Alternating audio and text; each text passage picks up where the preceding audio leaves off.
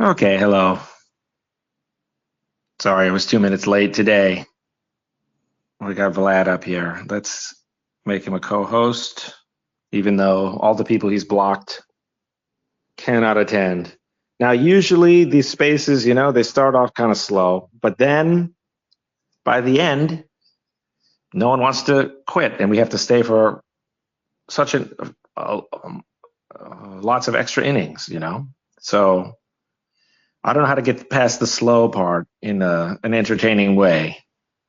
I played the Mario slide. Maybe Vlad and I should just talk about something, the events of the week.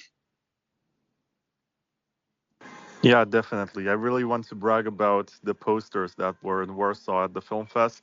I think more than 500 people attending the film fest and MoneroCon saw them. And I even got a video from the organizer which showed a few people talking in front of one of these posters. I think it's kind of cool. It gets people talking. And I think it's important to talk prior to the launch and figure out how eCash can be used and how it's useful to a lot of developers and lots of use cases. That's cool, yeah. And of course, my last name is Polish. I'm half Polish, so it was great to be. I appeared as some kind of serial killer of some kind. I don't know. I'm the Undertaker of Bitcoin, maybe was the implication. But yeah, it's cool that you got a video, so that would be neat to see. You should post it.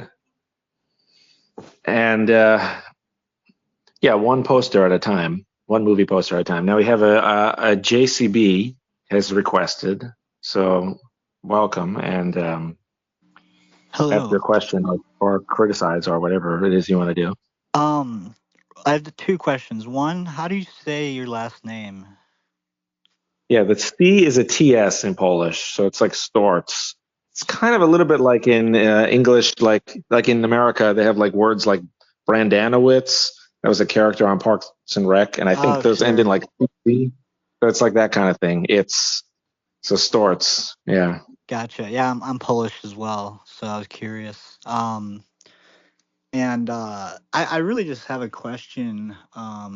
It's just kind of broad or whatever, but what did you make of the Zcash thing recently?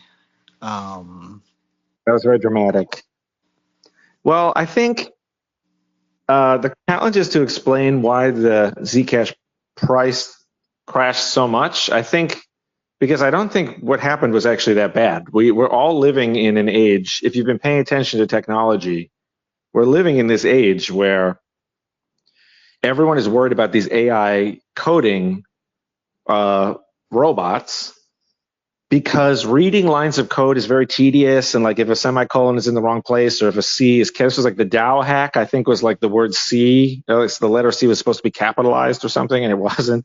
So like one tiny little mistake that a human can easily make, and versus these LLMs can just inhale huge amounts of text, and they can read everything, every code, they can read all the code that's ever been written, and they can read about all the security vulnerabilities that have ever happened in like human time. So everyone who's been following knows that these AI people are going to be very good at like checking code and scanning through a whole reply like much faster. There used to be an old rule of thumb that is the rule of thumb was that it's actually easier for a human to write new code than it is to read code. And this is why developers often would just get their hands dirty with something and just start writing it. And it's very easy also to do like 80% of a project. Like in a software project, you can get like 80% of the way there in like the first weekend. And then it takes you 2 years to finish the rest of it. right. Yeah. These are common software things. So of course, the Zcash people hired people to vet their own project. One of them used these AI powers and found like a bug, and then they fixed it quietly, and then they decided to tell everyone about it. This is the unintended consequence might be like don't tell anyone because they disclosed it and everyone Yeah. like smelled blood. It was like the wounded gazelle. It reminds me of this book that someone wrote about if they painted if the hyenas, there was a book about like African animals like hunting each other, and if they paint an animal with like a white stripe, even if it's really healthy, it like guarantees that like the pack animals, the hyenas and stuff, will like hunt it down and kill it because it just stands out. It doesn't blend in like with the herd or whatever. That was the implication. So it was like everyone turned on Zcash all of a sudden. But I think objectively, the facts of the case are not that bad. They kind of did everything right, and this was always a property of the enhanced privacy of Zcash. So is any of this answering your question? Is this any of the things you were curious about? Or do you have something else? Yeah. I guess one more thing is, do you have like developers, or do you have like these kind of AI guys, or any what's the cavalry looking like for eCash? Yeah, that's a good thing. So I think though, so first of all, we have like 10 or so developers, and some of them really like the AI tools. Others are a little more skeptical, and I think those are both very healthy. But I think you framed it very well, but I think it's a misunderstanding. So like this project, I think, is superior to the other projects in an important way, which is that everyone else has to have like the cavalry like fighting each other. And it's like whoever has the best developers is like going to win. But really, that's not the idea of this project. The L1 for eCash will just be the same as Bitcoin Core, with like the bare minimum number of changes to like split the network off and give it like a different name. And so we're just going to like copy Bitcoin Core being open source. And that's also true for the L2s. So like, for example, the Z side is the L2. It just used the Orchard crate. So from the Orchard Rust crate. So when they fix it in Zcash, we just also fix it. And so we intend to keep, because when you have the cavalry, you have to maintain them and you're dependent on them. So this is a huge, huge problem. So first of all, how do you fund development has been a question that has sunk many projects. This like helped destroy kind of Bitcoin Cash to some extent, because Omri, the developer of Bitcoin Cash, tried to do this thing where he was like paying himself out of every block, something like that. You can look into it if you're interested, but and then you're reliant on them. And this was actually the problem that the large blockers had with BTC in the first place, was that they wanted the block size increased, but the developers didn't agree with that direction. And it was like, well, what do you do now? So this project is just completely on it. Not only do we have our cake and eat it too, but we're like getting the cake for free or the lowest price, so someone's paying us to eat the cake or something, because we're going to just copy whatever other stuff people write, anything else that other people do in Bitcoin Core, on altcoin world. We'll copy that and we'll say we don't take responsibility for inventing new things. Even though on top of that, we will also invent new things, because I actually think that we have some cool things to invent, and we understand like the whole ecosystem very well. So we will invent some things, but they will compete with. I feel like inherit is the best term here. Maybe you inherit, Yeah, exactly. Yeah. Cool, man. And you see, this is much better in many ways, because it's like if we paid people to like fight in the developer trenches, then we have to pay them. Then we have to like figure out like, are they any good? Like, should we promote them or fire them or do something else? And it becomes quite a big mess.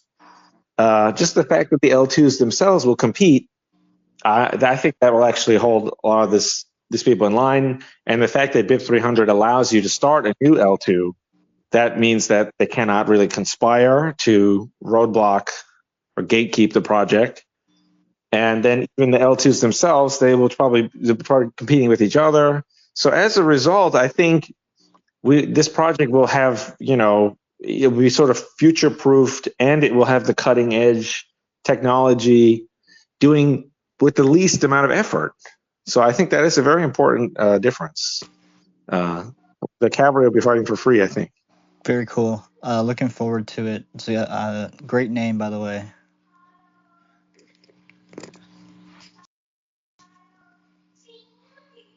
Oh, okay. Thanks. Sorry, I was busy bringing someone else up in the menu system. But yeah, thank you. Thanks very much. Yeah. Thanks for the question. Now we got a KREV 23 or a KREV. Howdy. Hello. Hello. Yeah, I just wanted to drop in and tell you guys that L2s, you got to forget about L2s, because once you're above the network itself, now all of a sudden you're custodian. So I mean, we get away with mining because it's not a service that I'm giving you specifically. You know, when you do your transaction on the Bitcoin network, I personally am not mining it. But if I'm running an L2, I'm the one that's running that. And so, you know, that's why Tornado Cash and all those guys get in trouble, is because there's enough legal ambiguity around quote unquote custodians that they can fudge things and put people in jail for no reason. Thank you. Okay. Well, I definitely agree that those people shouldn't be in jail. I disagree that every L2 is custodial. Some are, some clearly are, and then some clearly are not, and then there's others also. So it seems like you just assumed that they would all be custodial. But in this case, it's not me that assumes it. I just assume it by default because that's the way the laws have been applied. You know, I mean, if you look at any of the cases against people in crypto, that's the way that they're interpreting it. And so we don't really have a choice over how they're going to prosecute us. See what I'm saying? yeah, but like imagine they prosecute, like for example, let's say they try to prosecute me, the creator of the idea of BIP 300, which is led to eCash, where someone else, like for example, the Sidechain is not, you know, some of the L2s will be submitted by like people that we don't even know. And I guess the question is like, I don't know, like I suppose anyone could argue anything, but I think, you know, to what extent are we going to be responsible for like extremely bizarre argument? I mean, one interesting thing to you're point out. absolutely right, dude. Paul, I'm not even arguing with you right there. I agree with you 100%. The thing is that it's not up to us to know whether it's legal for you to do what you're trying to do with our currency. It's not up to us. But the thing is the legislators, they don't see it that way. They just point to us as a facilitator of it and say, oh, you're the responsible party. I'm not responsible for you doing sports betting in a country that it's illegal in using my cryptocurrency. I'm not, you know.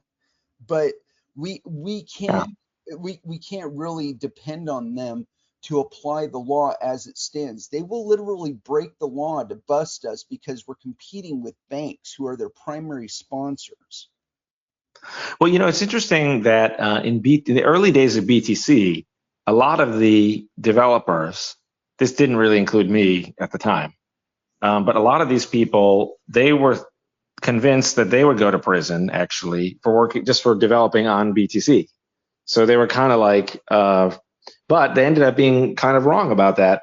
And even I heard a lot of interesting, you know, rumors and stories that I kind of believed that like the U.S. government was going to try to arrest Vitalik and claim he was doing securities offerings or something like that.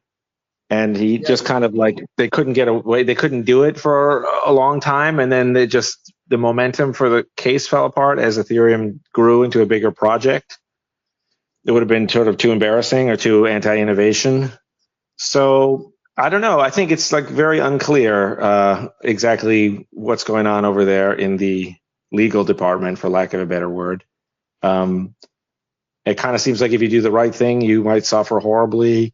If you do the wrong thing, you might get away with it. You know, like some people get away with doing the wrong thing, and other people then. So it just seems kind of like, why care about it at all? When it's like, I think it's actually unfortunately for our justice system, which is this is a lamentable thing. But unfortunately, it doesn't seem in this particular case, in space of like software and technology, it does seem like there's very little connection between what people do, whether or not it's objectively right or wrong, or harms people or helps thousands of or millions and billions of people, and whether or not they end up suffering or being praised or whatever as a result. It all seems very arbitrary. So It is. I couldn't agree more there. And again, it's something that Congress plays with, that we're actually free to use whatever we want as money. And as a matter of fact, it's the only reason why the Federal Reserve wasn't immediately shut down as counterfeiters, because we are free to use whatever we want as money. Whereas it's legal tender laws, the reason people were after legal tender laws is that's something that the government does. It's not legal for the government to use other things as money, but it's perfectly legal for us to. But they don't want to really bring that into the court, and that's one of the reasons, I think anyway, that they didn't go after us to begin with, and why they kind of eased up on Ethereum. Where they went after Ethereum, though, where they really shouldn't have, is the ICOs. When the securities and yeah, I always exchange, hated those because they were all terrible. But at the same time, I think I don't know, it's hard to see like it would have maybe been okay because now all that people will do is like the whole evolution of the space has been towards useless kind of like you can do like NFTs and meme coins and things like that's allowed because you explicitly say that it's not anything other than so it has kind of caused a far greater derangement than even the ICOs themselves were causing at the time. But let me ask you this: you're not in favor of L2s for legal reasons, but you're in favor of what? Are you like a large block Bitcoin SV or what's personally, I'm your for flavor of life? I'm for Bitcoin that I was sold. And if you read the Bitcoin white paper, it's entirely contextualized in terms of a network consisting of people's PCs. We're all running a stupid app in the background that is basically maintaining a permissionless global payment network. And we're being compensated for it by transaction fees and the block subsidy. That's what I signed up for. And until that comes back in Bitcoin, I'm in a petition to do whatever the hell you want to do. I mean, personally, ICOs, layer twos, I have absolutely zero animus against any of them. I think if you invest in it, that's your dog. How it shakes out in the market, whether or not the people rug you, that's all up to you, man. It's due diligence. And it's weird because it seems like there's a lot of people out there that keep wanting to treat crypto like stocks. Crypto is not stocks. And the worst part about it is you can't change that. It doesn't matter what legislators you get after us. It doesn't matter what laws you write in the books. You can't change that. What you can do is stick to markets that you're actually comfortable with. And if you feel comfortable with Visa, stay in Visa. If you've got expectations of stocks that you're buying representations of shares of a company, you trust in the SEC and you go do that. But here in crypto, when I tell you I'm selling you a Bitcoin, I'm not selling you a representation of a Bitcoin. I'm not selling you a part of a company. I'm selling you a product of a network of volunteer miners. There you go. Okay, that's pretty interesting. So, but in your conception, everyone is like CPU mining at home, which is that's tough. That's the way it's actually going to go back to. I know that people like to pretend that you can overpower the need for actual organic use and users with compute, but you can't. And as a matter of fact, all you have to do is look back at the history of industrial mining, starting back in like 2015, 2016. There is not a single industrial miner that started back then that is in existence right now. And it's because you can't do it. You cannot sustain one of those huge hash farms on 5,000 transaction fees per block. You can't do it.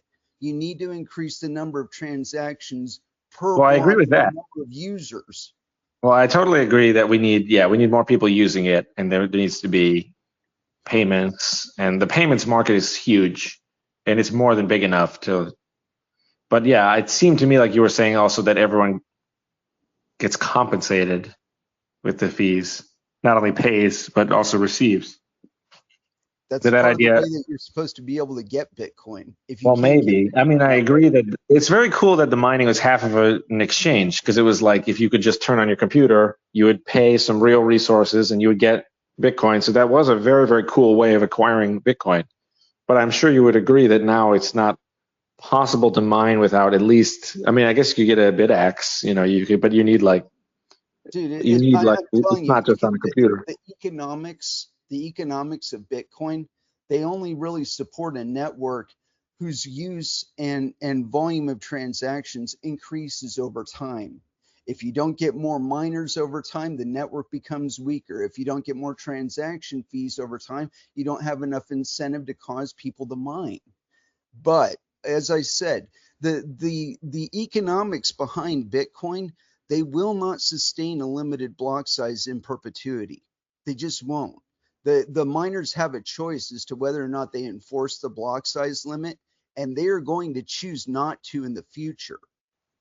Thank Well, you. actually, that's part of the idea of this BIP 300 301 idea in a way, which is that it says that basically you have these different block sizes that are like, some of which are like optional, like kind of like plugins in a way, where you have L1, which everything starts, and then you could send coins to a different network and they would have their own block size over there. And that's what I think is actually the best for everyone, because people who don't want to be responsible for the extra transactions that are in separate zone don't have to be, but then the people who think that they want to take advantage of more block space, they also can. So I think that the BIP 300 301 idea, it makes everyone happy. Of course, since it's an idea that makes everyone happy, it ends up being criticized from all sides because the small blockers think, well, you're letting them get what they want. There must be some catch somewhere. And then the large blockers think, why do I have to leave L1? And even though there's really good answers to both of those questions, people don't seem to want to. Every time we get a lot of like large blocker or BSV people, which I think is very intriguing. I don't like put out for that specifically, but clearly it's interesting. Anyway, we got Sat Scholar here. What's up, Welcome. guys? Well, thanks for having me up. I'm at the gym, so I can't talk long, but I just thought the idea of moving back to PC mining is interesting and intriguing. I see a lot of just difficult caveats that would have to come about because ASICs are produced for the sole purpose of just hashing. We would have to then see, major growth within the chipsets of the CPUs that are just not there right now. So like I would love to see that. And I generally agree with a lot of what Kreb is saying, but I think we need to have a lot more back-end infrastructure kind of support that. And then the other idea is, what is that? This is a big thing for me, and I've talked about this a lot at length. Moving forward, like right now, like this is going to be the exception in this chat. I'm assuming we all in here have laptops and we all in here have computers, right? But like, go around and talk to normies. Nobody has PCs anymore. Like nobody. Gamers do, I guess. But again, they're the exception. Most people have phones, tablets. They might have a laptop, right? So how do we get the structures of Bitcoin, not just the nodes or eCash in this example, the L2s, the mining, the ability to, download and parse the network quickly? How do we get that to start happening on quote unquote mobile devices? Because again, Krev, like I love what you were saying, and I think I generally 100% agree with you, but the compute architecture just might not be moving in that direction. So that's kind of my point. I could see that, but if you look back at the history of the PC, it ebbs and flows. Like when you get some major like improvement in PCs where they go up an order of magnitude in computing power, you'll see a little burst in people owning PCs. But like a lot of the trouble that people have with PCs though is that you tend to want them at a home. If you don't have a home, that becomes much less appealing. And things are kind of tough out there in the economy right now. So people thinking along the terms of mobility, being able to pick up and bail in a very short period of time, that gets people away from wanting to own PCs. But if you were to take that PC and turn it into something where no matter where you go, you plug it into the wall, you hook it, you connect it to the internet, now you're back mining Bitcoin again. It doesn't matter where you are. You know what I mean? The whole infrastructure idea. You are the infrastructure. In cryptocurrencies, we are the infrastructure. We've taken the job of banks and taken it to ourselves. You just break down the little tasks into smaller bits and then distribute it out through the rest of the world for people to do. Yeah. And I really think that idea of distributed computing is going to be coming back too. This whole thing with AI, and we need big ass data center. No, you don't need big ass data centers. We haven't needed data centers since Napster. It's just been a matter of will. I agree with that. And listen, I'm going to give you a follow, Crib, because I do love everything you're saying, and like I said, I generally agree, and I hope that it turns out that you're correct. I agree with the data center part as well, because specifically with that, with like AI, it's going to be a race to the bottom. As better, more efficient systems come in, those data centers are going to just become obsolete. It's like we went from UNIVAC, right? Then we went to the Cray systems, right? And then we went to Sun Microsystems, and mini PCs, and now we have laptops, and and I have some of those. Like I have some Cray blades and stuff in my collection. Like they're cool and they're fun to mess around with. I want to see optimization though, also on these decentralized networks, and I think that lack of innovation and lack of optimization has not been happening on the networks too, and then also like we have to. This is kind of getting off topic, but like we have to acknowledge too the general price increases that has happened with consumer electronics within the last 2 to 3 years. And I am hopeful that trend reverses, but it's not looking good. And having some sort of a way to bridge that gap is. I'm kind of rambling now, but I think you're a lot directionally correct, Rev. And kudos. Okay, cool. I got Justin up here. Hello. And then Dev Toshi also. And then also we got a Shomari also. But Justin was the next in line, theoretically, if there was a theoretical line. Hey, thanks. Yeah. In your research into drive chains and BIP300, and before you arrived at this design, were there other scaling solutions? Obviously, you've thought this through much longer than I have and anyone else.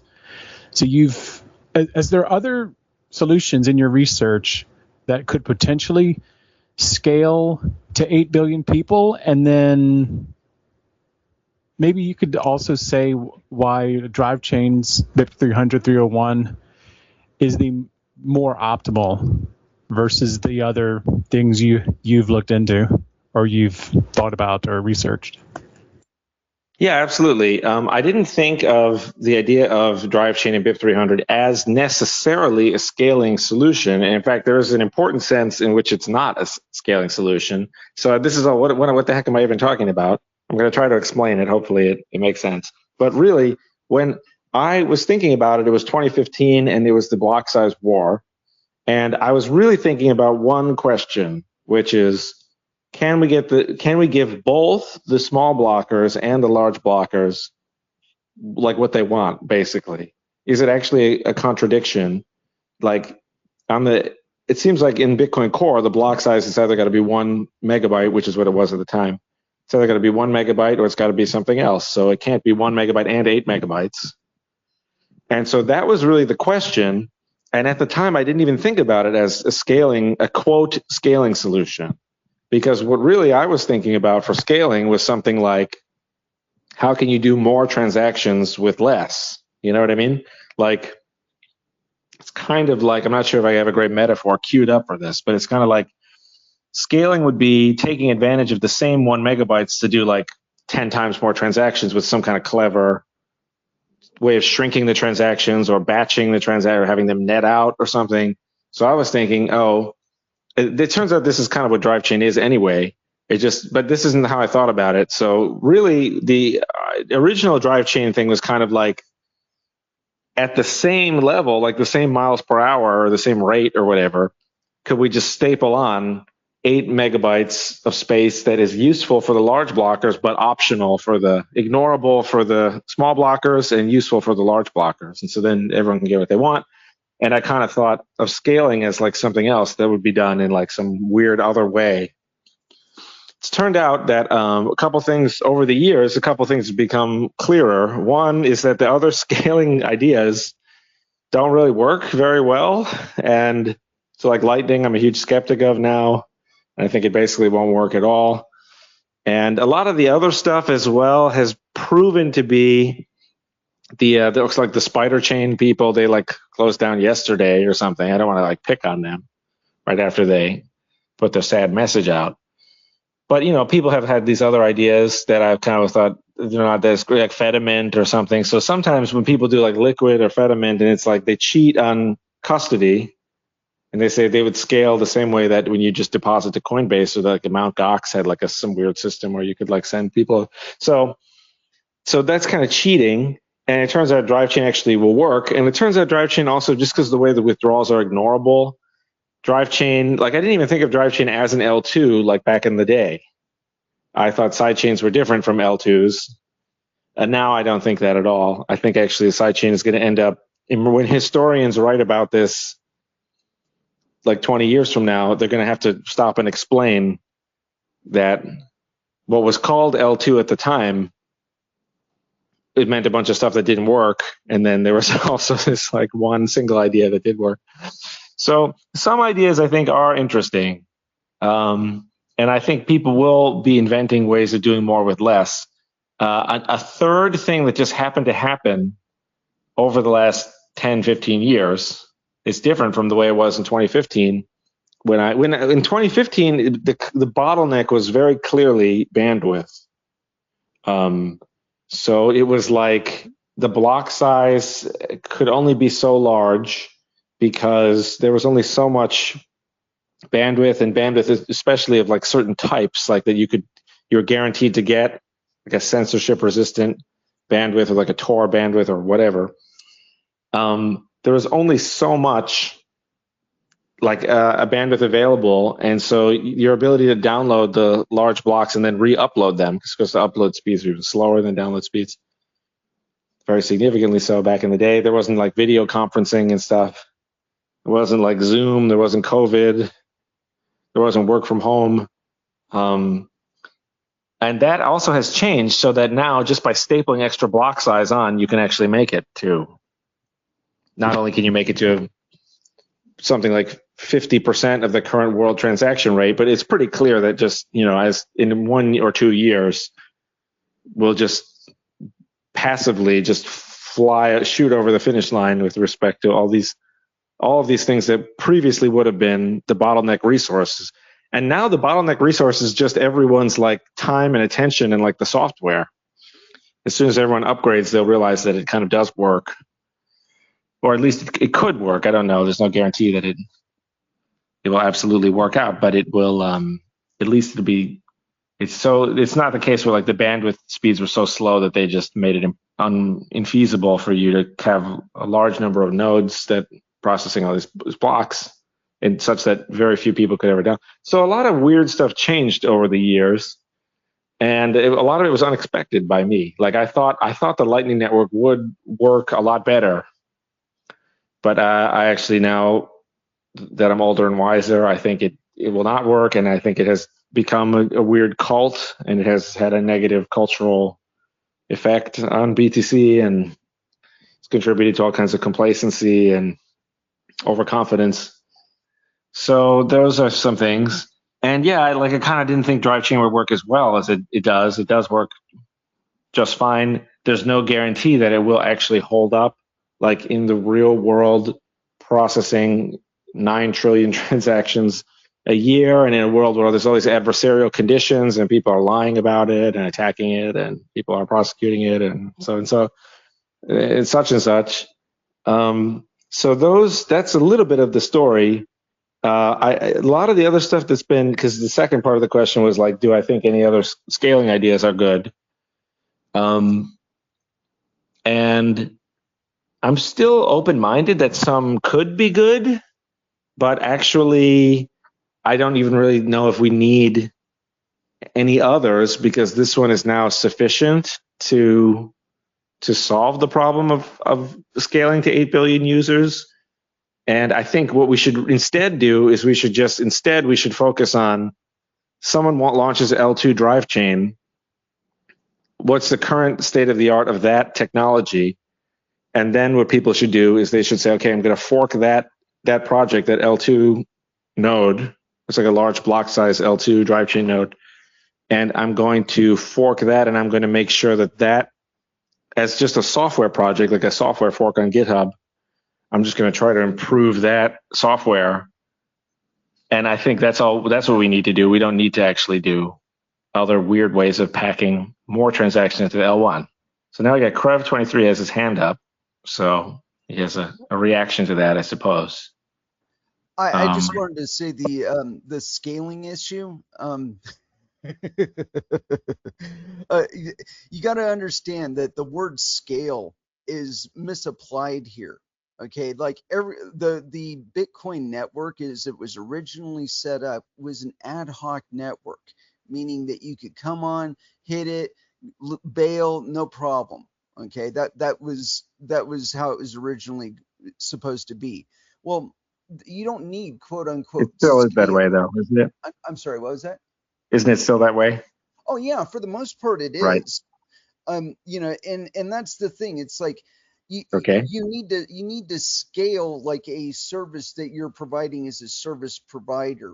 Whereas with Bitcoin, it's capable of taking everybody's transactions. I mean, you got to think about it in terms of like how much information is 1 megabyte.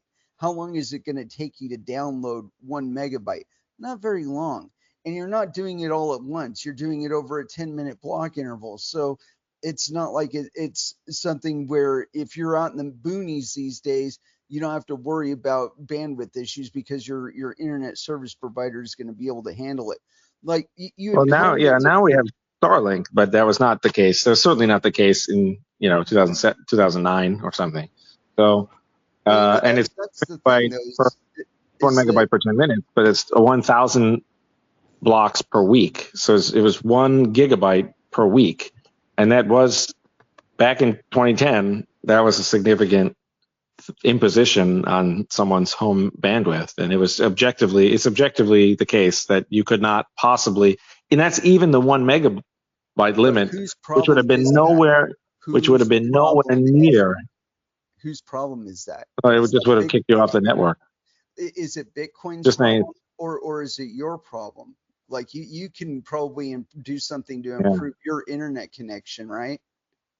Well, I'm just saying it was very impractical back then, but today it's actually a moot point because people are downloading like 120 gigabyte Call of Duty upgrades or whatever, like routinely, and they do Zoom. So that's my point, is it went from being an enormous burden that would be impossible to meet, or absurdly rude to even ask 99.999% of the population to put up with.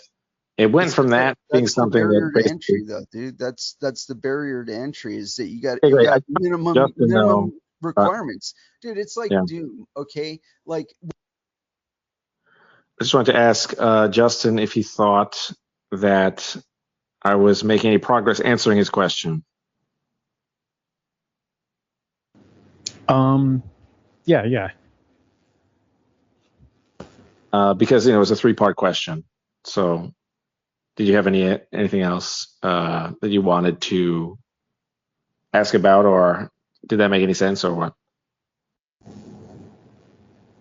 Well, at this point, I don't have enough knowledge to really add anything further.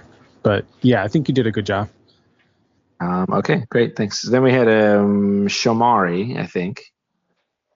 Yeah, thanks a lot. Welcome. Hello. Let me take myself off the Bluetooth. My Bluetooth is terrible. Just a moment. You have a bit of an echo there. Just wow. Yeah, no, I disconnect off the Bluetooth. We had spoken a couple weeks ago. I'm a builder interested in like what the infrastructure of the new eCash network and the sidechains essentially is going to be orchestrated, how it's going to be orchestrated. And, I think we spoke about maybe about three or four sessions ago about it. So I've been looking, deeper into some of the technicals.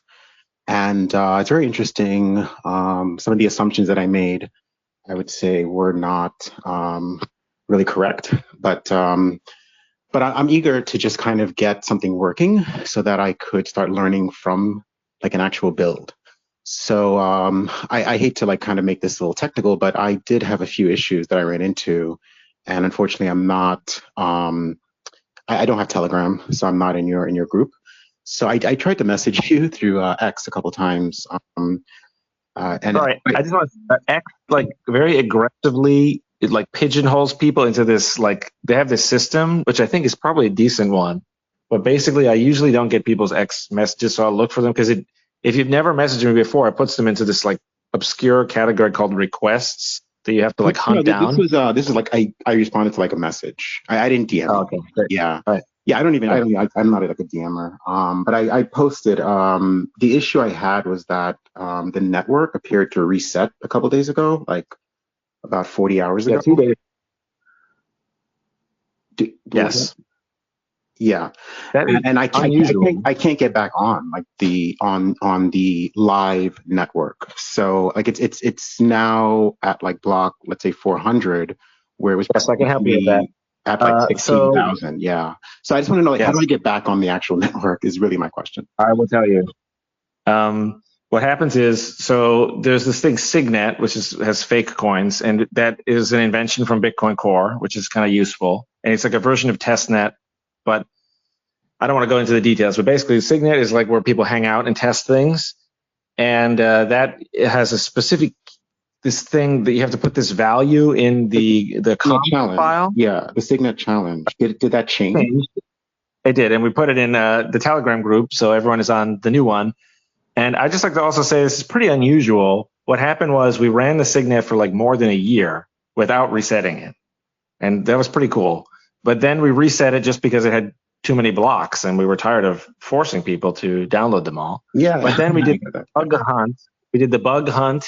And a lot of people participated and sent in some cool bugs. And so one of the bugs was kind of nasty. So we were like fixing all these bugs. So we were like, whatever, we'll just reset it again. And I kind of like I guess I didn't really tell anyone, and I didn't know how many people would be on the network. But there is a new Signet challenge. Normally what I do is the dev.txt, because that's where I got it from originally. So if that gets updated, I can just pull it from there. You're 100% right. Yeah, you're 100% right. And normally I would have updated it, but the thing was I was too lazy to do it.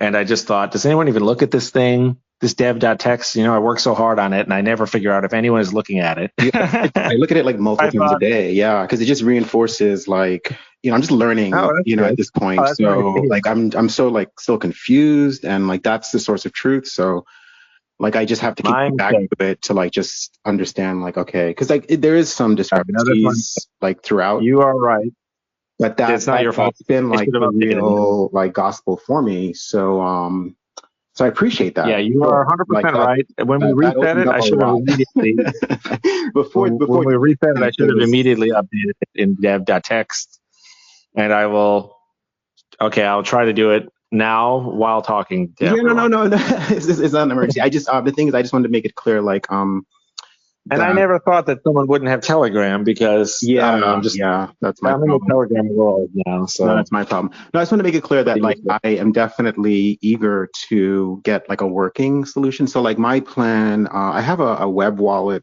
that's up now, and it was almost working. Like I was trying to do a test, and that's when I realized the network. I was like off the network. Yeah, and I'd just like to reiterate that is kind of unusual. That's mostly because of the bug hunt, and we ran it for a whole year without reset. And I just kind of thought, I just thought, whatever, we'll just reset it. Who cares? But yeah, when we reset it, we also have to reactivate the sidechain. So when it turns back on, it looks like nothing is there at all until like 2 days pass or something, and then it kind of comes back. So it's mostly back now. Once I saw that the block had reset like back to like wherever I saw it like 200 at the till yesterday, it was like 200 something or 100. But so I realized it had been reset, but I couldn't tell if the Signet challenge had changed. So I was just like, why isn't it working? But that's so cool. Okay, so but the other thing I was gonna say was yeah. So like my full I guess ambition here is to get like a working demo between Bit Assets and Thunder. So my other issue is that like those are now gone. So like what's going on? I think that's what I tried to say before, which is we have to reactivate them because it starts the blockchain over, and then BIP 300 lets you basically activate, but they should be back now, I think. So that's a really interesting question, because like that kind of would answer maybe like something I'd probably ask you maybe like a couple of weeks from now, because I am interested in launching like at least on like a testnet sidechain. Again, really, I want to like learn about how this would work, because I feel very strongly about the opportunities. But yeah, so like that's the question, because how do you actually launch a sidechain, even on like on the Signet? I think Bitwindow had a menu for it, but like, is it like can I do it through the command line? Is that possible through the command line? Basically impossible without, because this is because of the way Signet works. So just, I don't know, we're like discussing a lot of different things, and it may be confusing to people, but you have to just embrace the confusion and enjoy it. Anyone who's listening, just embrace the confusion. It's wonderful confusion, by the way. Yeah. Signet was invented by Bitcoin Core because we used to have this thing Testnet, but it sucked. And it was a fake Bitcoin network in parallel, and it was very easy to mine blocks because there was none of it was worth any money. But Signet was a giant way, because people could just mine like trillions of blocks like on a whim, and then there'd be no blocks. And so Testnet was kind of a waste of time, and it kind of still is. And it has some utility. But then there was also this thing, RegTest, for people just testing on their own computer, where they just want to see like if their code runs, basically, which is very, very, very useful. But you don't have any other people interacting with you, so you don't know, like, you kind of can see on one computer. So Signet kind of splits the difference. And with Signet, one person is just mining. One person has a magic key. They sign a block every 10 minutes. So it's kind of bizarre, because Drivechain is supposed to be this decentralized miner governed thing. But when it's combined with Signet, it's a little bizarre, because there's no way you could ever activate without asking the person who runs the Signet server, who is a L2L employee. So if you just message me, then if you have like other options. Like one option is you can post in Coin News, if you saw in Bitwindow, like if you can use coins and send a message to them. I actually tried to implement that into the wallet. I might actually be able to get that working. So that's actually really cool. Yeah, so it's like if you spend coins, you can send a message that everyone will see. Yeah, which I think is a really cool idea. Paid broadcast system. It's really cool. I think it's a super cool idea. That's super cosmetic, and it's not a soft fork. It's not anything. It's just anyone could do it. It was current, you could do it, and that's what surprised me. I was like, this is current news. I was like, this is actually working. Yeah, it's really, really neat. And then it's funny when you re-download the blockchain, it like scrolls through the old news. Like sometimes, I think we changed it maybe so it doesn't, but it used to like time warp through the old news, like in Bitwindow. It's kind of funny. Really cool. Wait, so then like I hate to just like kind of take up too much of your time here, but so like Bitwindow now, how do I fix that? Because that's how I'm using to like test my wallet is Bitwindow. So how do I actually update that? Because I did download a new version, and it did work, the new version. We're usually pretty good. Bitwindow is more of like the move fast and break things. So that one is likely to break, but it's also very likely to be fixed in like 12 hours within of it breaking. So that one's like the fun. Do you hard code the Signet challenge into it? Actually, this went a little bit back and forth, but what I think my preference, and I can't remember if we still do this or not, because we traded it back and forth. But Bitwindow, it's capable of using the command line arguments, of course, which it usually does. But then it's also capable of writing the conf file, and I think that's a little more transparent. Yeah. So it may write the conf file, or maybe it doesn't. But if you have a conf file, it will obviously override. Yeah. So I will. Yeah, cool. Yeah. if you want to run it on like And then your just to let own you local know, like Signet. the issue I'm having, it prompted me for the new version. I downloaded a new version. The new version isn't accepting the mnemonic, the seed phrase. So like it won't go past the seed phrase. So I have to fall back to the last version I was Wait, to download. So that's, I don't know so if it's if you a bug or type something. I don't in know. defeat phase, it just nothing happens, or what happens? Yeah, it's just I hit it like and nothing happens. Yeah. I mean, and then like the other version, it goes through right away. Like it turns green and then I'm good. So I know how it Very to work, interesting. but it That's doesn't work unusual. on the, and it's on the Mac. I was on the Mac. Usually the I don't Mac know. one usually works the best. The Yeah, Mac no, one is I great. have it on all platforms just because I'm testing, but on the Mac is where I've like seen issues. So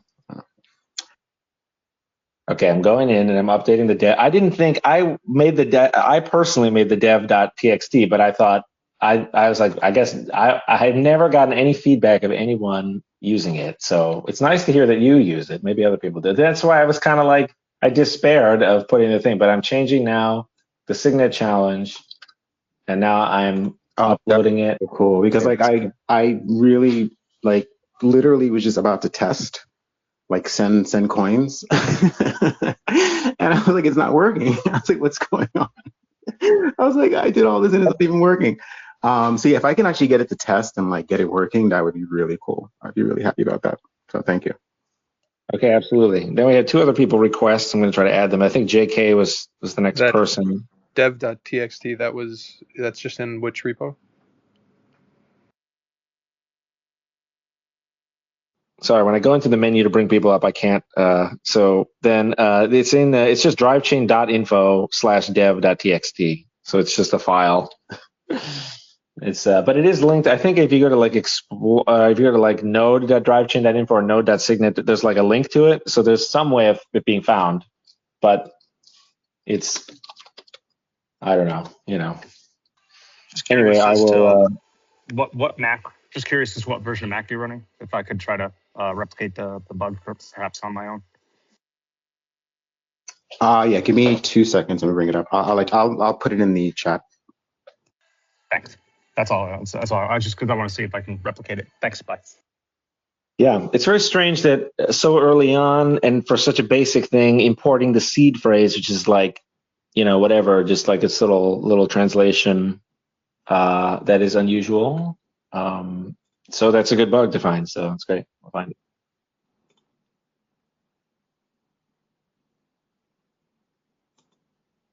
But yeah, JK, I think, was next in line, theoretically.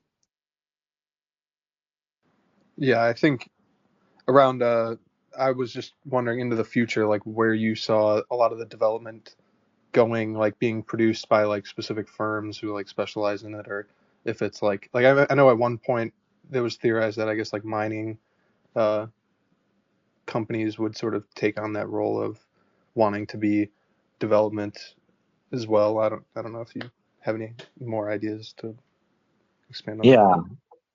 The first idea is there's a lot of stuff that people are doing for free that is like being gate kept. It's being taken from BTC and sort of blocked out. So let's not turn away any of the free stuff. We want that. And then the second point is miners would be making more money. It's theoretically possible to imagine a situation where miners invest in software development, then they don't need to get a return. The return comes indirectly in the form of increased transaction fees.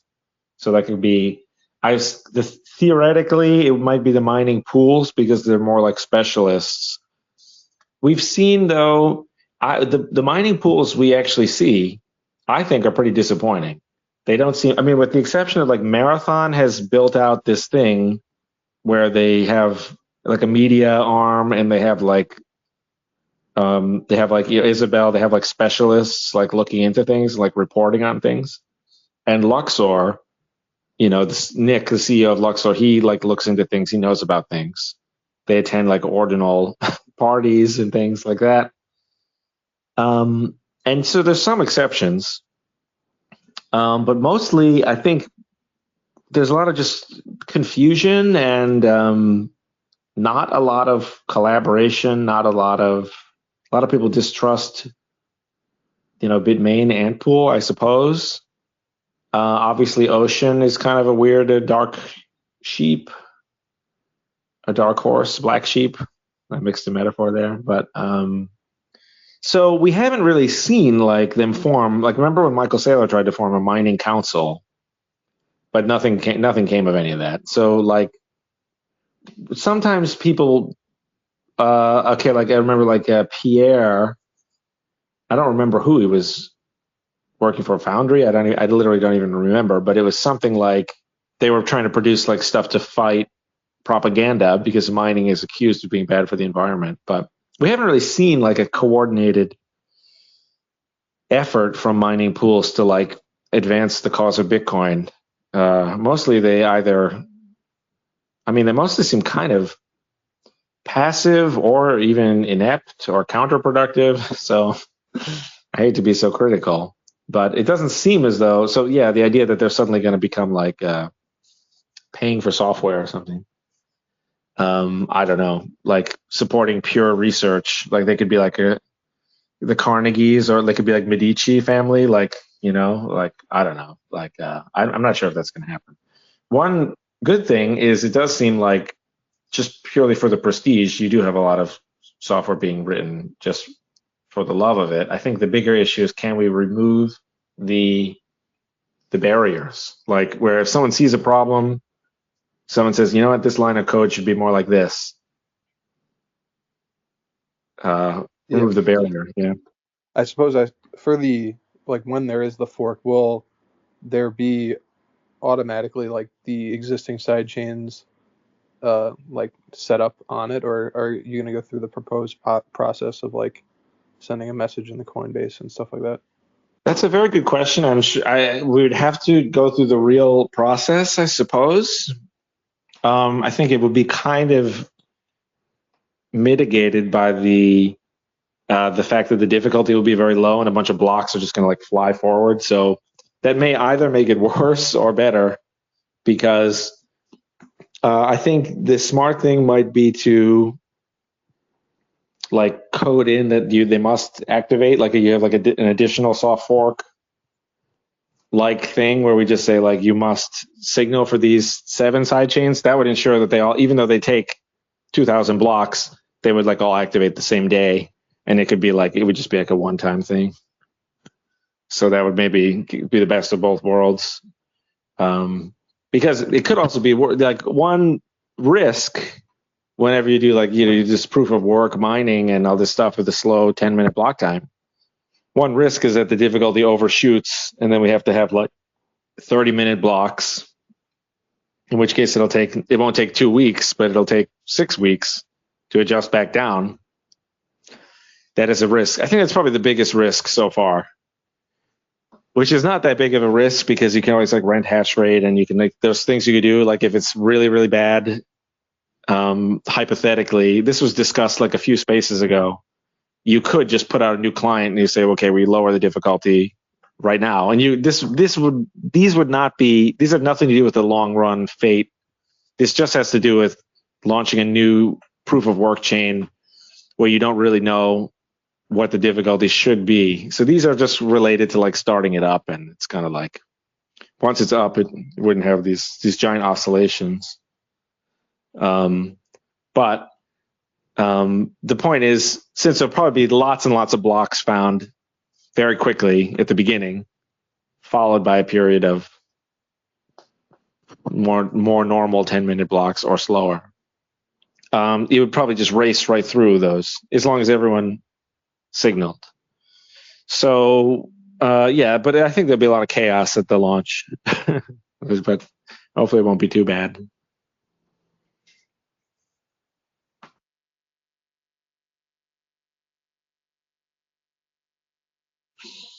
The vision, or the I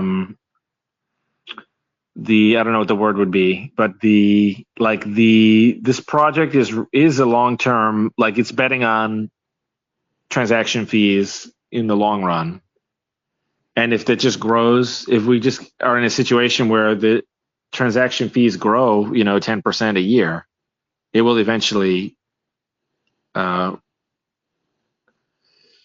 overtake all other coins. I think it would. So it's like it's not. BTC has chosen to do a bunch of weird things. It's kind of hard to explain them all, but BTC has chosen to not only keep the block size small, but they've also chosen not to be interested that much in merge mining and to reject all attempts to get miners more money, as misinterpreting that as MEV. And there's a lot of weird things that they have done in BTC. And as a result, the mining revenues will probably be very, very low for a long time. And it'll eventually be possible that the increase in transaction fees, if they're growing geometrically on a rival chain, if as long as they're growing geometrically, it's a mathematical certainty that the mining revenue will increase in the 2-week period by much more than people are even getting in BTC world. So that would be like very, very bad for BTC if that. So that's kind of like I would hope that people would just try to the chaotic launch. That's part of what keeps it decentralized. That's kind of what keeps it punk. It's going to be. So don't worry if it has a weird launch, which it might. And but I think what I think is likely to happen is we'll launch it with try to activate all the chains in the next block. Maybe we'll launch it it'll be the next 2 blocks they have them all proposed and whatever will be it's kind of like how BIP 148 helped SegWit activate via BIP 9. I don't know if this is going to make any sense to anyone, but no, there might be some. It might be weird at the beginning, but I'm just saying it's going to be fun. Don't be too dismayed by. Just adjust your expectations a little bit. It will be fun, and that's what keeps it decentralized. It's going to be great. So we also had a Disnake. Welcome. I mean, unless you wanted to ask about, or you had a reaction to that, or you wanted to say something else. No, not particularly. That it seems, I suppose, somewhat unfortunate maybe that these pools and miners are not as participatory, but it's just kind of how it is. Yeah, in BTC, it's possible that it's like a chicken and egg cultural problem where they've gotten used to acting this way for so long. And in fact, they were trained during the block size war and immediately afterwards. They were sort of trained to have no opinion. So it's possible we start over with a new culture that I don't know, that may also be self-perpetuating, but I do not know. Okay, Disnake. Okay, well, Krev23 wants to speak again, but it's just going to be more about how, I mean, you can say it if you like, because you're welcome to say it, but we already know it's just going to say about how unlimited L1 blocks are the best and etc. So it's. Well, hey, it's not really up for us to define these things. It's for the market to decide. I think that probably the last 15 years of Bitcoin have been us arguing with Satoshi that, that we're trying to say, oh, you didn't do it right. He did it right.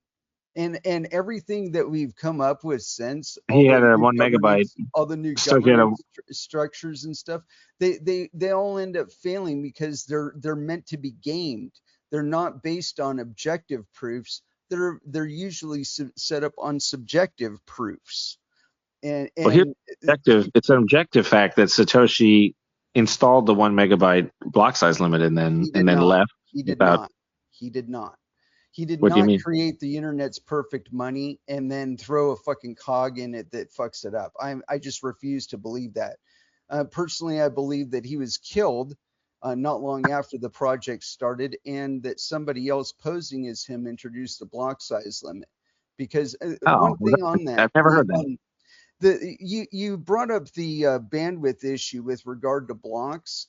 Why is it that there isn't the same amount of concentration on hashing power?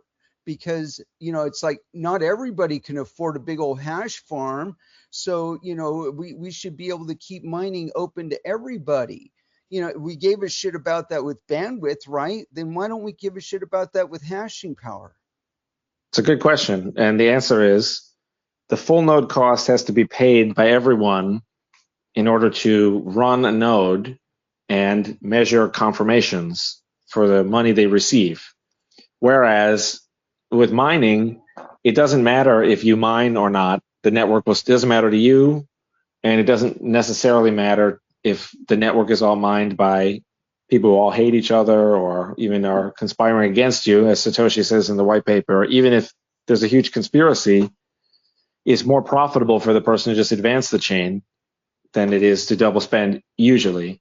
And so even in that extreme case where, so basically the idea is that the cost, we cannot be in the business of caring about how much mining costs, because actually every upward difficulty adjustment increases miners' costs. So the whole reason that we have proof of work at all, the whole way that proof of work works is it translates the costs into like lower hash rate and 51% attack deterrence.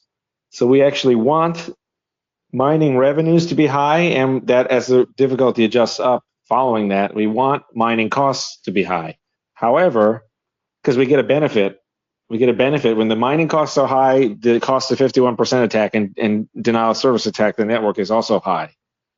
But there's no direct parallel benefit when the node cost is high, other than, of course, you have more block space for people to use. But these are different people. So if the node cost is too high and no one can run a node, the network will just disappear and die off. It will enter an unrecoverable state. But if the mining costs are too high, some miners will leave, miners will exit, and then the difficulty will fall. And so that has a feedback loop to take care of itself. Whereas if the node cost accelerates too much, the node costs pile up and they accumulate forever. It's just like that. It's like that Futurama joke about we just drop a giant ice cube in the ocean. But because the greenhouse gases continue to accumulate, we have to drop a bigger and bigger ice cube each time, thus solving the problem once and for all. And that's the joke, is that it's a permanent worsening problem. It's a different type of thing than the difficulty adjustment, and the miner's costs is a little bit more like steering a car left and right, or like moving an elevator at a speed or something. It's like easier to control and move and tune. Whereas the node costs are a ticking time bomb. So that is a very important difference between the two. In order to mine at all, someone somewhere needs to run a node. There's all this about SPV. You can free ride off of someone else's node, but there has to be someone out there running the node. And that is why even to mine, it's prerequisite that someone pays the node cost. So these are the many differences between those two. But you're right. A lot of my critics, including a top critic, Peter Todd, he's, I think, also super confused about this, where he would say he's really, really worried about the effect on mining costs, because he thinks these L2s will pay so much money that miners will feel bad if they miss out on it. So they'll be obligated to run the mining software, and this is supposedly going to be very expensive. So they're going to get paid so much money that they're going to lose all of their money, is part of his convoluted argument. And then I asked him on stage at TabConf, I think maybe in 2023, I said, hey, why don't we remove all of the upward difficulty? I said, are you in favor of removing the upward difficulty adjustments from blocks? Because those are by far the biggest contributor to mining costs. But of course, he knows he can't say that. So I think he realized how confused he was. And unfortunately, we didn't shine enough light on just how poorly he thought through all that, and this is not what he's talking about at all. But yeah, I think this is very important. Your theory about Satoshi being killed and replaced, I don't believe that, because Satoshi was he a great designer and coder, but he was a really good writer, and that's just very hard to believe that the guy killed and replaced him, and then kept posting on Bitcoin Talk. I suppose it's possible, but I think that's a little far-fetched. But it is interesting. I've never heard anyone argue that before, that he was killed, and then the version of him that showed up, or whoever's impersonating him, put the 1 megabyte block size limit and did all these other answered all these other questions on the forum and complained about WikiLeaks and stuff like that. That's very intriguing, but that's a very interesting point of view.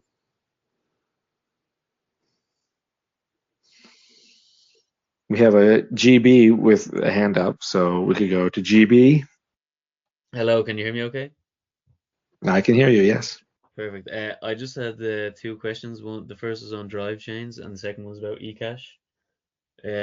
On drive chains, what is the minimum number of side chains that it could have had? I think it has 128 or whatever, and it has to be a multiple of 8 or something like that.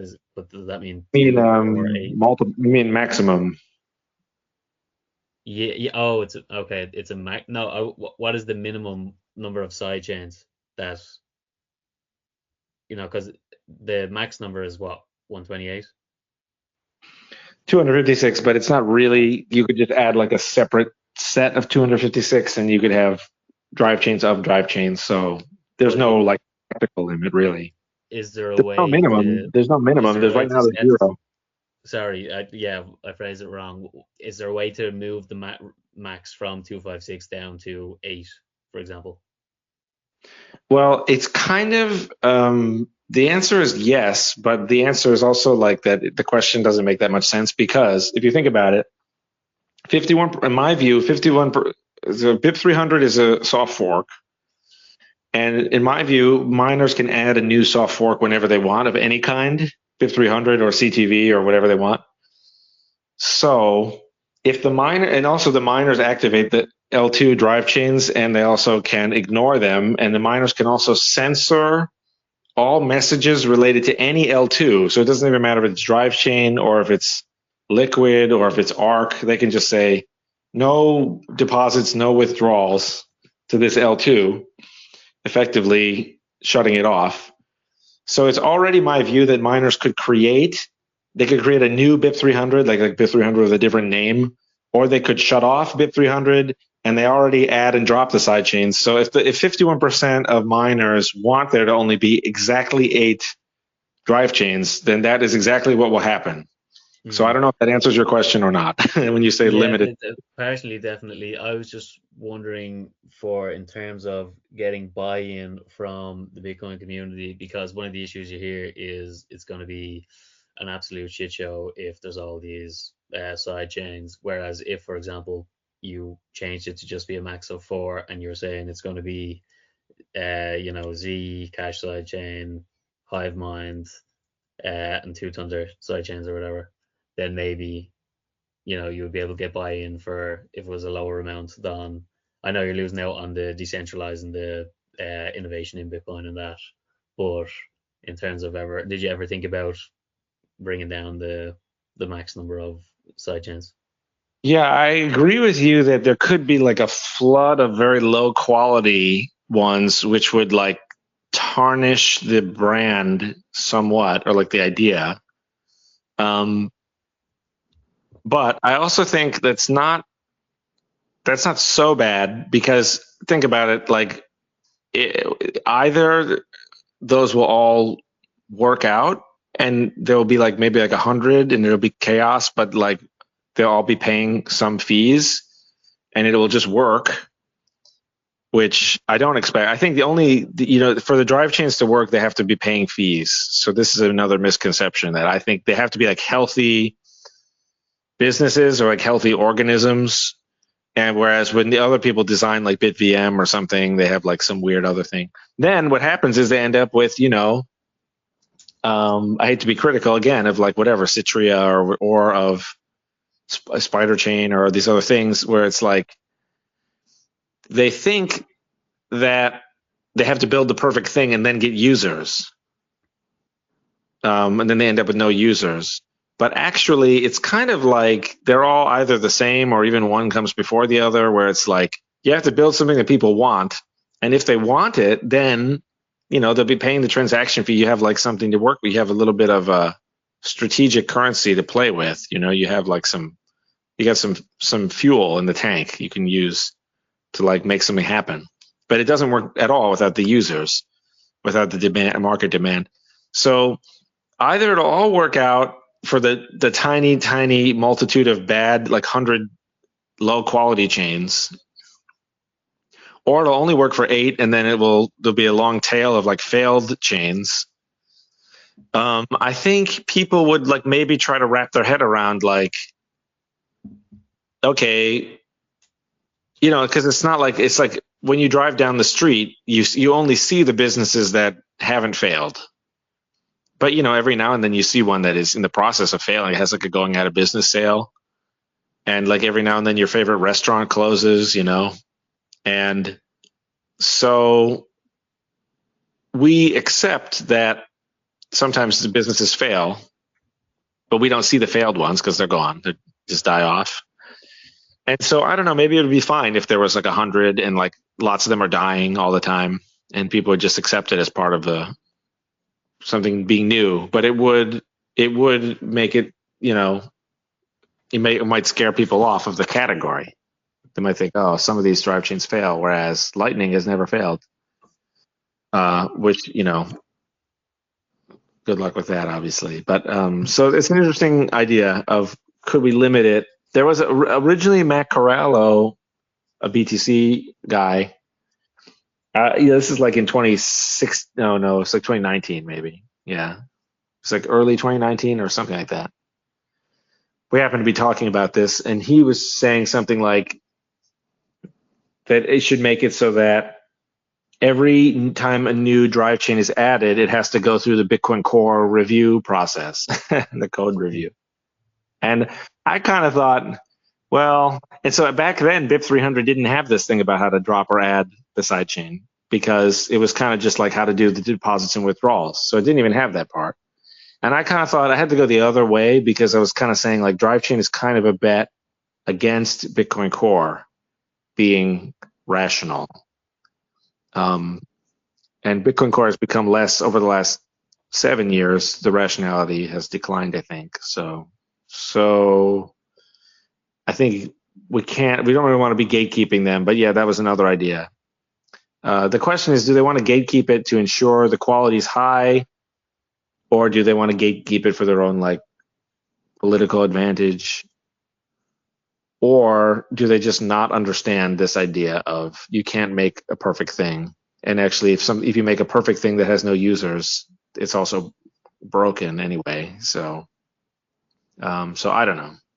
But that's an interesting question. I've never heard that question before about can we make the limit smaller?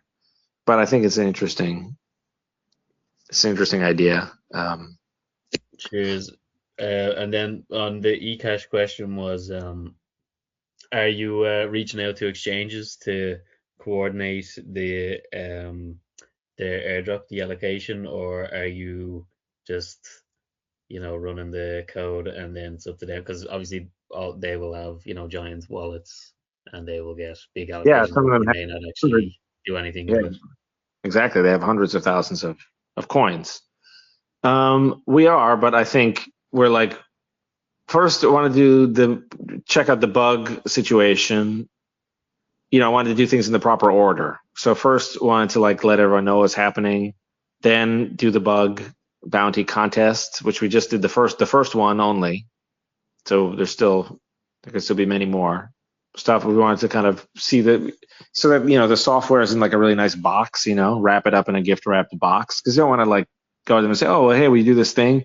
Then they're going to ask a question like, okay, where is the software? And of course we could give them the software, but I would rather not, you know what I mean? I would rather have it be like in really, really like sanded down and like really, I don't want to like be in a situation where we tell them, oh, here's the software, and then we have to email them and be like, wait a minute, we updated the software, and then they like regret interacting with us.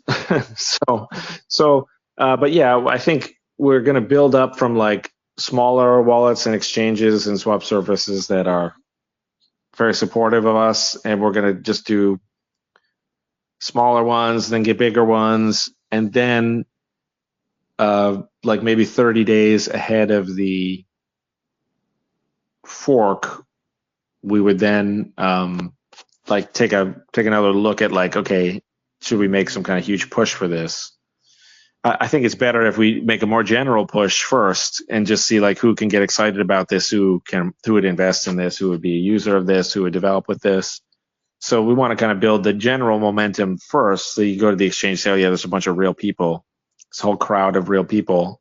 We're going to be excited about this. Say nothing of what will happen after it launches. People start asking questions about where they can get their free money. I think the integration will be very easy because the L1 is just Bitcoin Core. The L1 lets you send and receive coins. So that's what a lot of people will be primarily focused on, is either buying coins or selling their coins. And so that's the L1 is just Bitcoin Core plus the enforcer, which is run next to it.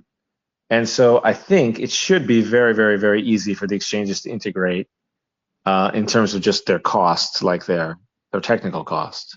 So yeah, we will be doing that, but I want to do it in the proper order is the question. It's like, let's get rid of all the bugs first. Let's let's get a lot of stuff out of the way first. Then we'll focus on people who we know will be supportive, and we'll build it up. And but yeah, it's already June, so we've got all of June, all of July, and then there'll be 4 weeks out. So yeah, but we will be doing that, yes.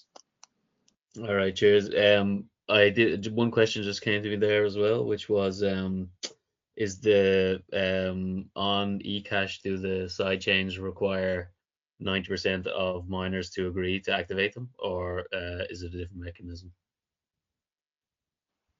Well, yeah, when I put it in BIP 300, I still think that's a pretty good idea, because I was basically just copying. We had BIP 9, distinct BIP 9 in BTC for a very long time. I was kind of riffing off of what Matt Corral had said to me about how this should be like activating a soft fork. I think he would never say that now, because he knows that all the soft forks are dead on arrival. So he would never say that now. It'd be interesting to hear if he has any updated views. But that was what I was thinking, and I think it's a good idea because in practice, if you have 51%, you can get to any other percent by going like scorched earth, orphaning the other 49%. So 51% kind of equals 100%. So if you're playing dirty, then 51% is any percent. And if you're playing nice, then you're a nice guy, at least. So those are the only two scenarios. And so the 90% threshold is, I think, a pretty good one, because it says, if you can't get 90% for 2 weeks, how are you going to get like 51% for 3 months? And you want, if the sidechain is not something that the miners understand that they will like, if their heart's not in it, then it's probably not safe to use, and there's probably not going to be a lot of merge mining. So I do think there should be a little bit of a friction, a little bit of a barrier that just says, it takes a little bit of participation to activate. Now, there's a completely different school of thought that says, actually, if you don't do 51%, you produce this toxic limbo. Like, what if you have 88%? Then who exactly do you blame? The 12%? Like, one of them should change, or the 38% or the 50%. Like, no one knows exactly what to do to get what they want. But another reason why you would set the threshold high is, from the miner's point of view, it doesn't really cost them very much to grant the slot to a new piece of software, like a new chain, because they don't really deal with the chaos. And if they, they just get a bunch of free, it's an opportunity to maybe collect a huge amount of free money, versus the cost is very low. So in general, they should be more biased than anyone else towards adding the chain, whereas the regular users might be annoyed if they see all the slots fill up with garbage chains. It might be kind of confusing. So actually, the miners should be biased towards activating a chain if they're on the fence. So it's maybe not the worst thing to keep it at 90%. I can imagine in like 5 or 10 years, people just thinking that was a silly decision. Why not just make it 51% for everything? So I'm not sure. The answer is I don't really feel that strongly about it. Does that maybe answer the question or not at all? But the miner should be Well, the one actually, saying, "Oh, let's do it." it nearly answered it, but so is it set what activates the sidechains, or it's still up in the air? Oh, you just mean literally? Did we? As far as I know, we didn't change it. The enforcer should be the same, so it should be 90%. Okay. But funny, I don't actually know, but it should be easy to find in the Rust. It should be pretty easy to find. But yeah, as far as I know, it's still the 90% that's in the BIP text. All right. Thanks very much. Thank you. Okay, Justin has a hand again. Hello again. Hey, yeah, so bit of a dumb question, but would it be helpful for those that listen to this on the elsewhere? Where does the 13,500 fit in? That is 3 months. There's 3 months of blocks, basically. Okay, thanks. Yep, no problem. There's basically 1,000 blocks a week, 1,008. So it's not as hard as the math is not as impressive as it it sounds. 26,000 is 26 weeks, 52 weeks in a year, 4-ish weeks in a month, so 4,000 blocks a month, 1,000 blocks a week. You also can do block math with your friends. If you stick to weeks, weeks is easier. Okay, anyone else? Krev23, we got more. So you think Krev23, Satoshi was assassinated and replaced. So the assassin took his computer and everything. I'm honestly not trying to make fun of you. I'm just saying you're the only one who's ever said that. And I'm intrigued. I'm honestly intrigued. And I just want to know the whole details of this, of this theory. Yeah, I do believe that's what happened with him. Because again, if you've paid attention to all of the dialogue around Bitcoin before and after it was launched, and then you compare it to how he was talking in 2010, Bitcoin banks, we just replaced banks with our own computer. What the fuck do we need Bitcoin banks for? But I think you're referring to him referencing Hal Finney's post about how. Yeah. But if I remember correctly, and it's hard to remember it all, but I think Hal was saying something like, it could still, even if we were stuck in a situation where you could only have so many people use the base layer Bitcoin, it could still work to increase the amount of competitiveness each currency faces, because all the currencies of the world, they would have to reckon with Bitcoin as a kind of like a competitor.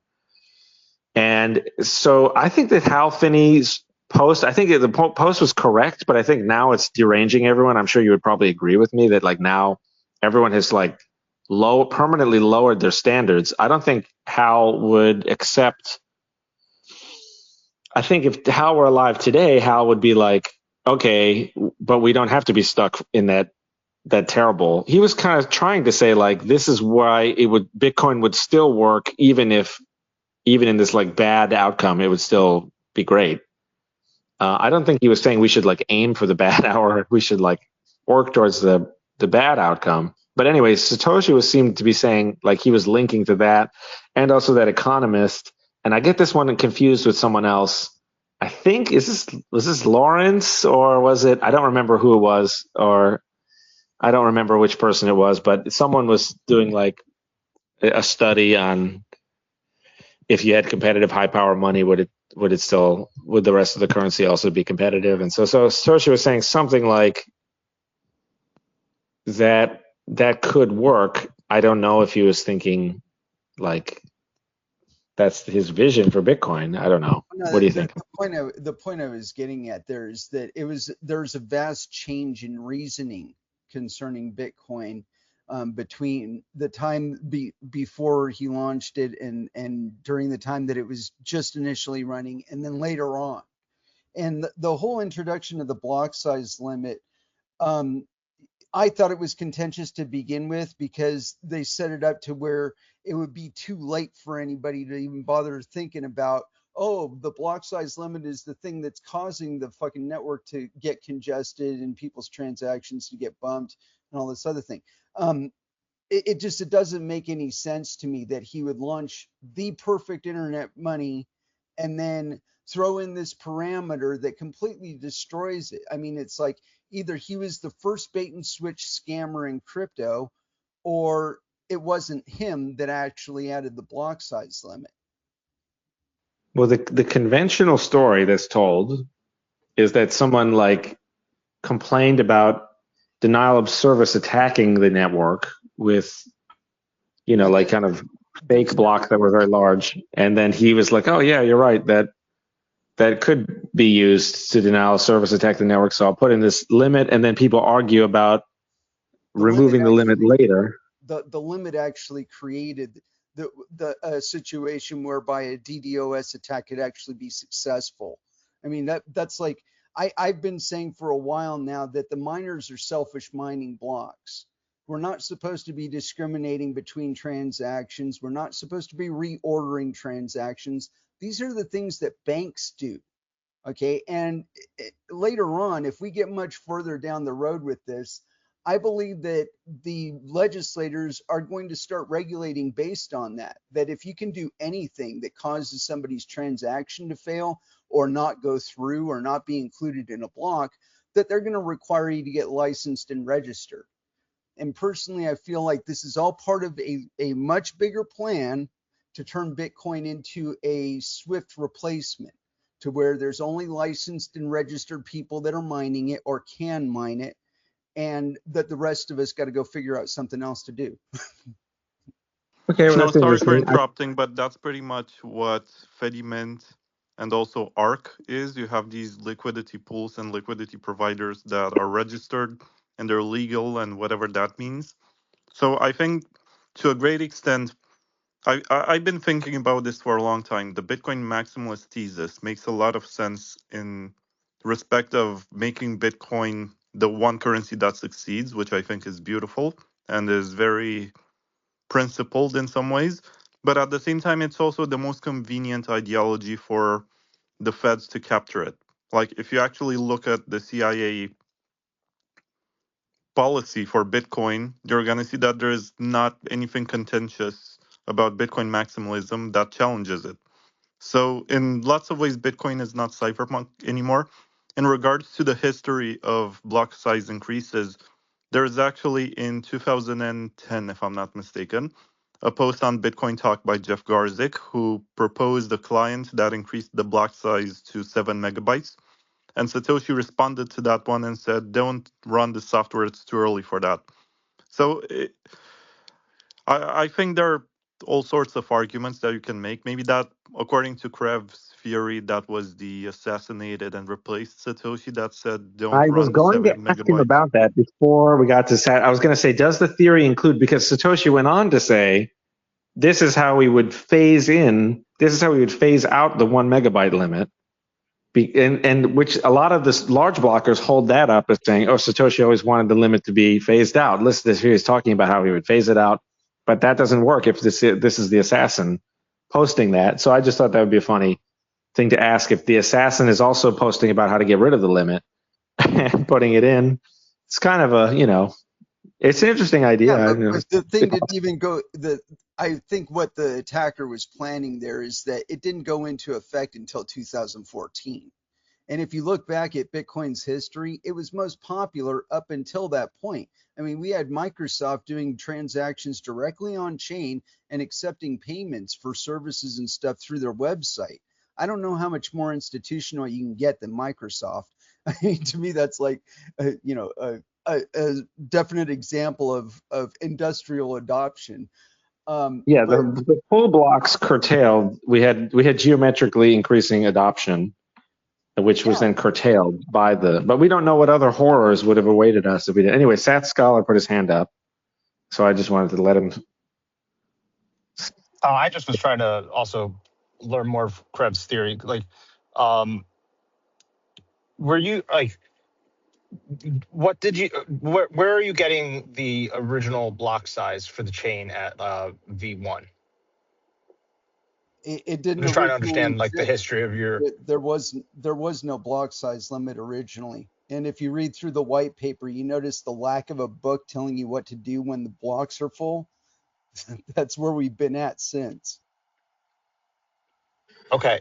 If It's I true told you that there was like a bit of a soft ceiling, would that what would that like what would that do with your like opinion and thesis? If we actually hit a limit, then we would have something to talk about. But I mean, we didn't even have enough users to get to. I think it was like supposedly a theoretical 2.4 gigabyte block size limit or something like that.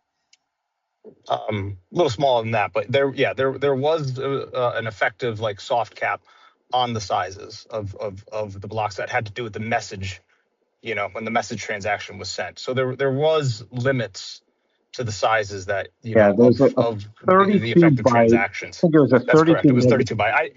I didn't want to just come out and say it. I wanted to see like where he was coming from, because I want like there Well, was an good effective cap point. to the size of the messages and the transactions, and then that cap was lowered by like. And again, like I'm not trying to like make funny like Paul say, like I'm trying to understand like where this framing comes from. So if I enter into this conversation with the framing that in fact there was a limit and that limit was simply lowered, does that alter your thesis at all?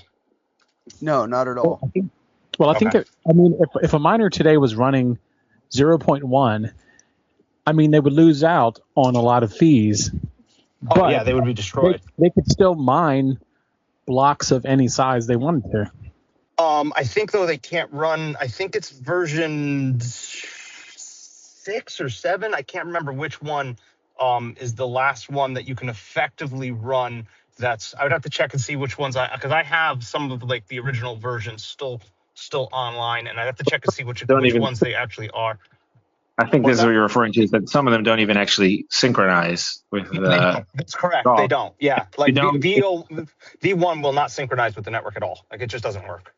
and if you Even don't if you run SegWit and Taproot, you may accidentally produce invalid blocks as the miner. The 32 That's byte correct. message limit, I'm not sure what to make of it, because if you think about how Bitcoin blocks were basically empty for a while, for years, and then only in 2014, which was like 6 years in, did they start to become 1 megabyte.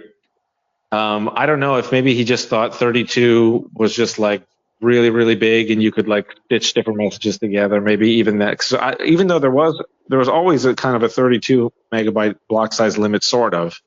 Right. Maybe I don't know Satoshi just why didn't that was think of picked that either. as.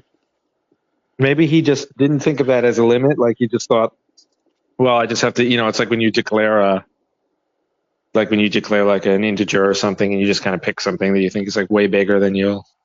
Probably. And I don't Because know I if that mean was. I can't think of a reason why even back then with hardware limitations why 32 was picked, unless like I see like we don't know the architecture that he was like originally building on, like we know that he had a custom node, we know that it was probably on some sort of like higher end machine, but like Well, this is. we don't just I don't was just know. trying to say, like, I kind of agree with. I would kind of be with Krev because inevitably Krev will say, well, he didn't intentionally put a 32 megabyte thing in. He just like he wrote he just assembled the software, and it kind of like one of the message values is like this default 32 megabyte thing, but he didn't like declare a 32 megabyte spic holy number, and so that's That's what I would. true. Yeah, it was never declared. Yeah, I mean, having a limit, in those early softwares. But see, he introduced. I mean, it was like 6 months later that he dropped it down to 1 meg, right? It was Yes, something like that. well, according to Krev, the assassin did this, but according Yes. to so far most other people, that it was Satoshi himself, he put in this 1 megabyte thing. Then he described how you could phase it out in response to a direct question. So he didn't like, and then even though he described how to phase it out, this is where the block size limit, there's a lot of evidence on both sides. And because even though he described how to phase it out, he then intentionally left the project, or as maybe Krev would say, the assassin couldn't keep up the impersonation any longer, or whatever it is. That's right. And so then he left, and he did not type. He didn't like release a final version of the code, or he didn't release like a message saying, by the way, be sure to phase out that. Whereas in contrast, he did do a lot of other things to future-proof the software, such as including the op-nops, and letting people use them for future software upgrades. So he kind of future-proofed Bitcoin like a lot, and then he left. And the small blockers said, well, hey, he left, and he didn't. He kept the 1 megabyte limit in, and this has been debated to death for decades by lots of people. I'm not gonna lie. I like the theory, Krev. Like it's a fun theory to think about. I just was wondering, like, are you is this a theory of yours, or is it a belief of yours? That's why, like, I was saying, like, if other things were introduced, like, what would that change, or would it, like, is it a theory or a belief?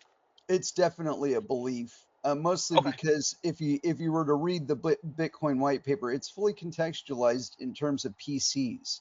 It's like people that run data centers, they don't worry about things like Moore's law, but people who are flipping their hardware over every 5 to 8 years because newer, better processors are coming out, they actually give a shit about Moore's law. And also Moore's law, it's one of those things that we kind of casually mention and whatever, but if you really think about how it shakes out, it's basically a implicit warning to you that any kind of advantage that you gain with more sophisticated hardware or specialized hardware, it's temporary, and that the rest of the network is going to catch up with you eventually.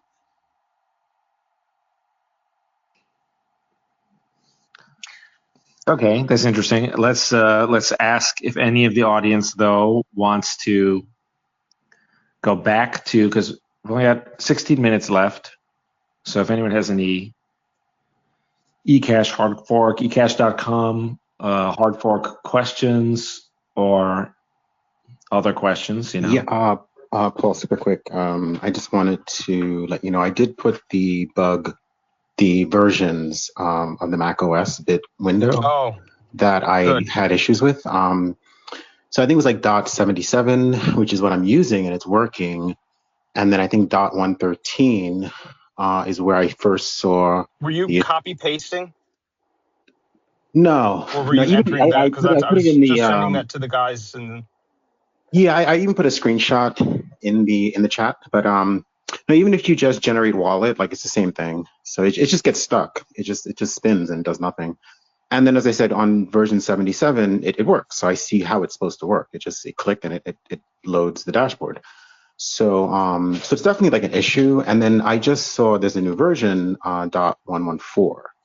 I think that just came out maybe today, and it's still not working on that either. So I would just take a look. I'll test the other platforms when I have time. I have Windows and Linux and Ubuntu as well, so I'll test and see if it's like consistent. But definitely on Mac, that's what I'm using kind of for testing. So that's where I'm noticing.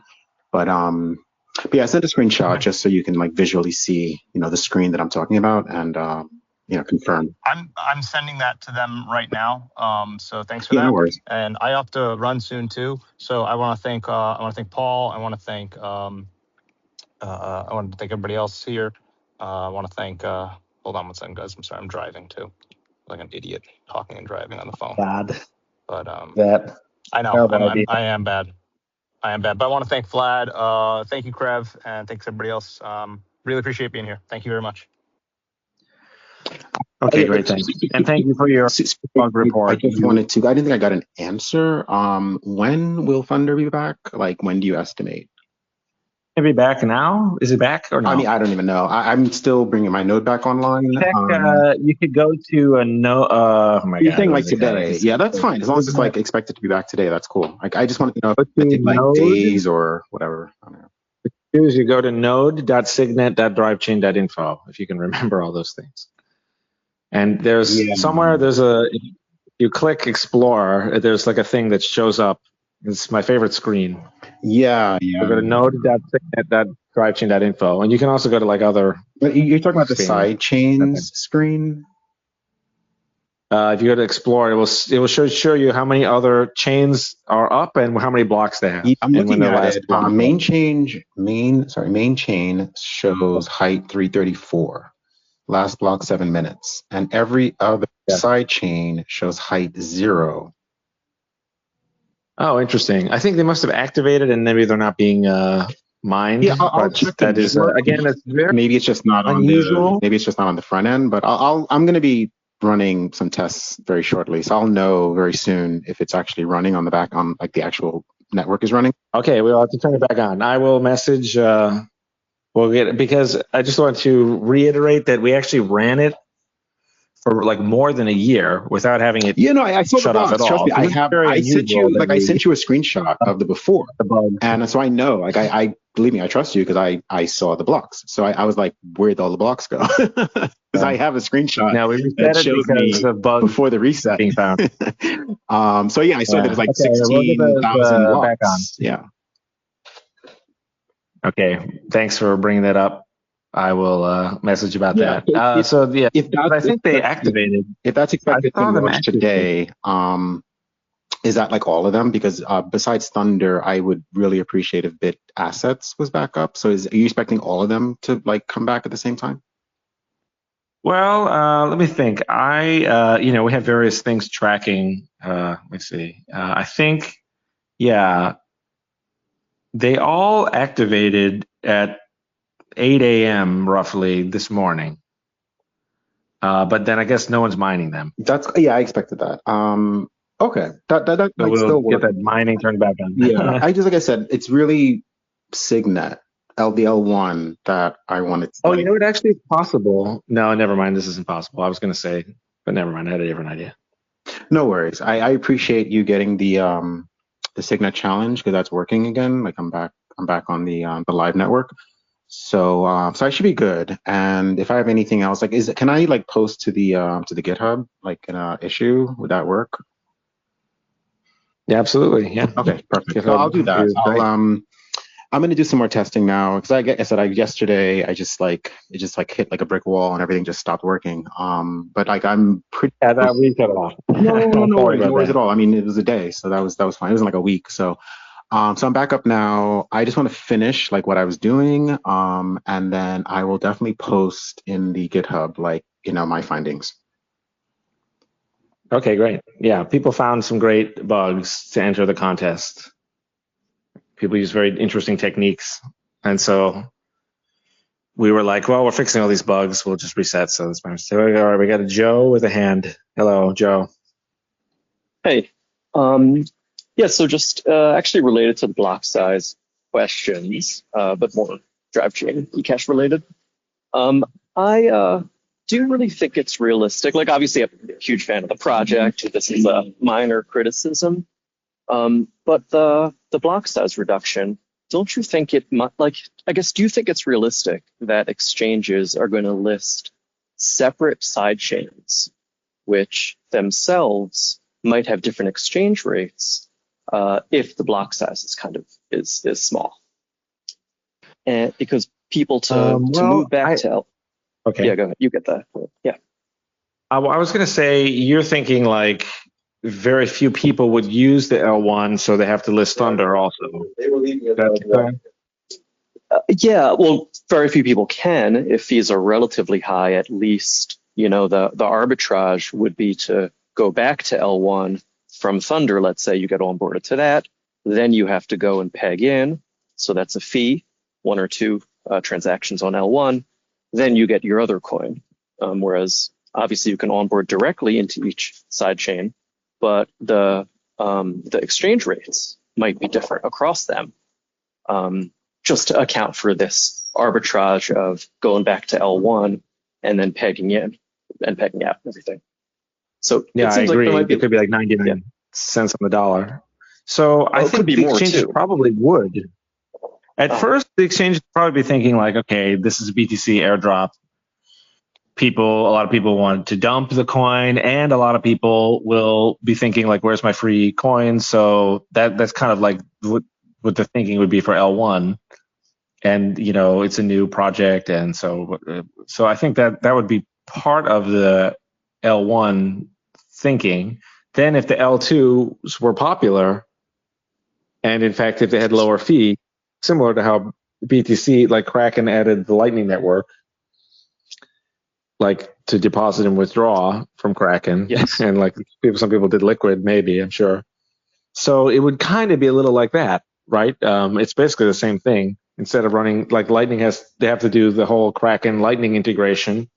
They have to have a Lightning node talking to their L1 node. So then this is kind of the same thing, except it's much easier because, of course, the Lightning node is extremely temperamental, and you have all these channels, and so it's totally easier.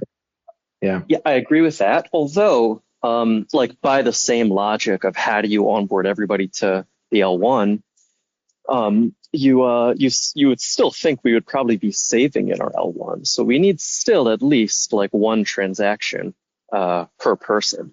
I don't know how often people would transact and move their savings around, but I just think that logic. You mean like the people redeeming, the people splitting the coins. Yeah, and then so not even just that, but also if people are going to invest and hold on to eCash in the future, it'll be treated sort of as like a money. Then you'd think they want to be on the L1. And then I just kind of see that, okay, people probably are willing to pay relatively high fees to move their savings around, once or twice a year. But that will still kind of inhibit the arbitrage, allowing coins to move between L2s, because there's got to be two transactions now.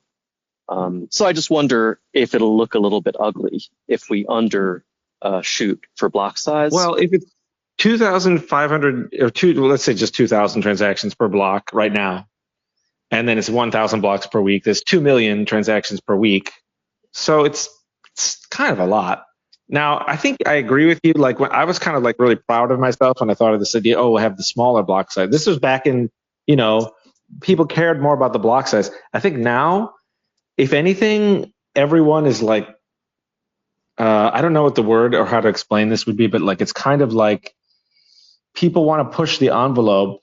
The question is like, how can you get users? And you have like Solana, and you have like whatever Base, and you have all this other stuff where it's like super, super, super large block, but like just sprint to the user experience. And people don't even care that much about either way, the small block size of Bitcoin or the decentralization of Bitcoin. And maybe it's partially because bandwidth speeds and things have improved. Like you don't really hear that much about BTC being valuable because the block size is so small and it's so easy to run a full node. Instead you just hear people say stuff like, we can never change the sacred BTC, change it in any way, let alone move the block size up or down or sideways or anything. So I kind of don't think there's more of an appetite for like, people are more afraid of than I thought. This is different than how I expected. People are much more, what they like to hear is that our L1 is just the same as Bitcoin Core. We're just going to copy Bitcoin Core. So they really like that much, much more than I thought they would. And I don't know if anyone really cares so much about this whole like lower L1 block size. So my opinion on it is changing a lot. I would say like maybe now it would even be like, I'm already be at the case where I would say something like it would be the same block size for like a year and then drop down. And so I'm feeling less and less good about it over time.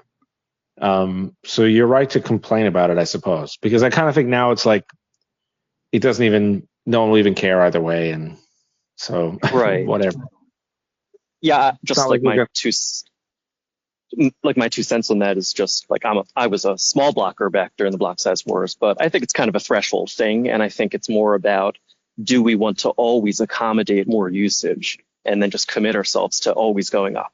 Like that I find kind of ugly and not the right answer.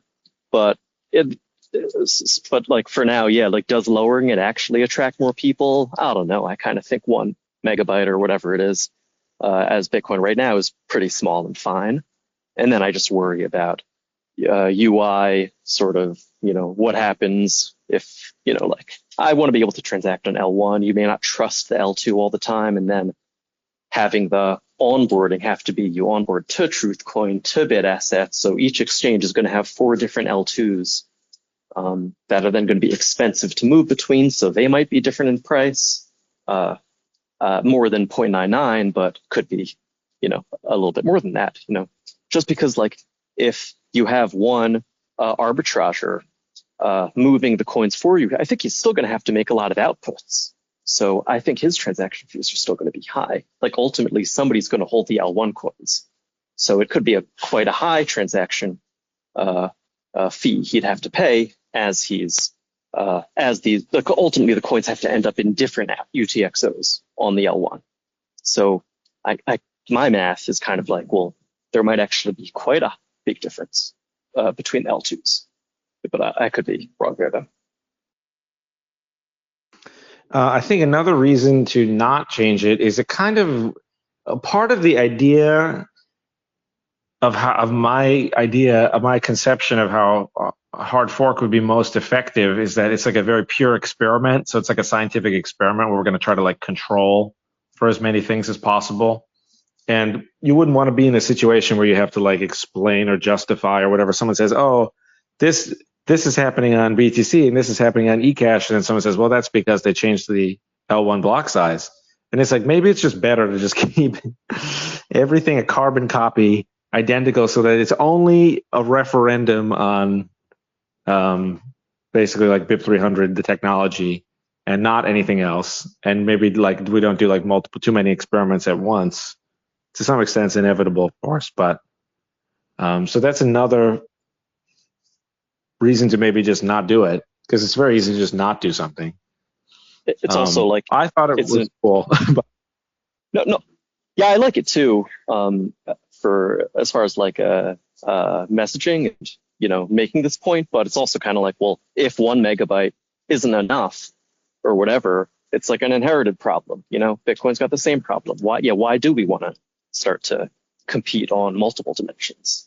It seems a bad, seems like a cost. So right. Yeah, I think you're right. It's a good point. Okay, it's 3:59, so last chance. Hey, Paul, we got one really quick question that I just remembered. I was looking into the coin types for just kind of like routing purposes, working on some cross-chain stuff. And I kind of saw like the default for BTC was what you were using for the BIP44 coin type. So the actual coin type was 0, which is assigned to to BTC. So like this I think it's the slip 44 list where everyone kind of picks a number, picks an ID for their chain. What's the plan there? Because otherwise I know what you're talking about. Yeah. And it's a little bit of a debate about this. I have total contempt for all these things, and I think we're going to fight to the death. Otherwise, you can't do cross-chain if you guys don't. Yeah, but actually other people say correctly, and they say, well, hey, look, this is the standard, and this is why on earth would we do anything other than adhere to the standard? Because it's like people could like lose coins, and it's like whatever. So if I had my way, it would just be, forget about like M/44/ whatever. I would just be doing like M1, M2, M3 or whatever, and then the side chains would restart with there'd be like one node down the tree, because I would just be like, forget it, and all these other coins we're gonna kill all these other coins anyway, that type of thing. Let's I totally get it, but is that what you're doing? Because that's what it looks like you're doing. Well, that's it depends on whoever I was talking to, and so I think the question you're asking is like, what is in like the BDK bit window wallet doing or something? I don't even know. I don't know what your protocol is going to be in terms of like inter-chain communication. Because I think we're going to have to do it for the chain derivations. We're going to have the L1 be like the 44, where you have like a coin type or whatever. I would advise you to do that, because then otherwise you don't play nicely with anyone else. Right. And, there'll be a lot of like people like whatever, like we're talking like, Cake Wallet, Edge Wallet, whatever, who will want it to not be confused. Here's the other thing though, is does it actually matter that much? The world works off of that. Yeah. Well, the question is, does it actually matter that much? Because, well, takes a longer time to explain, but it's kind of like so what if you? Well, okay, it's like kind of hard to explain, but but I don't. The short version is I think a lot of this stuff is kind of overblown, but whatever. Like I do also think whatever, give the devil his due, or that like it's kind of like if I the hear wallet people you. like it, I then totally hear you, and I agree with you. I just think it's one of those things like you just have to do. You don't want to, yeah. you just have to do it. So It'll just create issues I think otherwise. noticed that for the L2s, I think I got my way where I just said it's like the sidechain number hardened, then it's just 1, 2, 3, 4, 5, 6. Totally, and that makes sense. Point Yeah, matter that as makes much. total sense. Yeah. Yeah. So I think I got my way with that one, and then for 44, people talked me out of it because they were like, "It's literally insane not to adhere to the standard." I think, and yeah, so I would agree with them. So probably that's how it's going to shake out. So yeah, I know I do. I definitely listen to people. People debate me all the time. I don't always get it right on the very first thought that I have. But yeah, I think I couldn't believe BIP 44. I don't think is that good. It's not that I have anything wrong with it, but just the fact that they're just all so ugly, and the whole thing is confusing, and it becomes its own private key. It's like a second private key that you need, which like defeats the whole point. It's not even about that. Like, it's not even about the protocol specification. It's just about, like, to me, it's about consensus. Like, everyone agreed, like, this is the way it's going to work. Like, that kind of like they snuck it past the goalie, and it's too late. But I think that everyone, because about 90% of society is not participating in Bitcoin yet. And if you add in the future people, they're 99% of society. But their consensus too. Your kids are also part of that's only BTC. That's only BTC. Like the EVM world, is the biggest hot cake of shit type ever. That's why you guys are sitting here arguing about why it's so dog shit. No, because in the EVM world, it works really, really well. Like really, really well. So like not adhering to something that already works really, really well I got a question doesn't really make sense to me. Since I just wish we had done it differently. I think I was just disappointed by how we did all this wacky stuff, and I just think that I don't know. I think adhering to made up standards is how we got into this shithole we're in right now. But yeah, it's not. I'm not arguing for the standard. I'm arguing for consensus. Like we should all agree. Okay, well, there's no such thing as you can't confine it. You can't even define consensus. It's just a bunch of retarded, selfish minors. Paul, question. All right. Last question. Last question of the day. Can you explain to me in like as like a serious like I act like I'm not going to be convinced by whatever hand wavy bullshit the maxis throw up. Give me a reason why smaller blocks. Like, why the fuck are you going smaller? Like, what's the point other than to arbitrarily force the fee rate up to make it seem like people are making money? What is the reason beyond that? Just Joe and I just discussed that. It makes running a full node cheaper and easier. There's 128 terabyte fucking micro SD chips today, Paul. It also makes it easier to hide the physical location of the node, which is interesting. And if you like are a paranoid person and you think, the government's going to try to shut all this down and they're going to make a list of everyone's use Robinhood to access their Bitcoin right now, Paul. All I'm trying to do is say is you got to step out of this echo chamber that these people put you in all the time. It's gonna really fuck your project up, dude. Like you had a whole bunch of small blocking, brain dead fucking retards up here all day long. And I respect everyone's take, but you guys are just wrong, man. Like you should be going for the cheapest possible L1 transaction fee, and that's that. Stop trying to make Bitcoin standards are dog shit. Don't copy them. Do not copy them, or you will fail. 32 megabytes is way better than 2 megabytes, my dude, and it's gonna same thing on the Node Runner. They're not gonna give a fuck. I think the thinking was kind of like you could beat these people at their own game, where they say, okay, the reason BTC is the best is we actually have the smallest block size, unlike BCH, unlike BSV. Yeah, and if I went to fucking Philadelphia and started arguing with meth heads, I could win that argument too. What's the point? Then it was kind of like, well, then this one would be even smaller. So that was kind of like part of the. I think you're doing yourself a disservice here. I think Drivechains plus cheap fees on the L1 is the killer app. I think if you expect people to pay $1 and $2 for your worthless altcoin chain, you're gonna lose day one. Don't do that.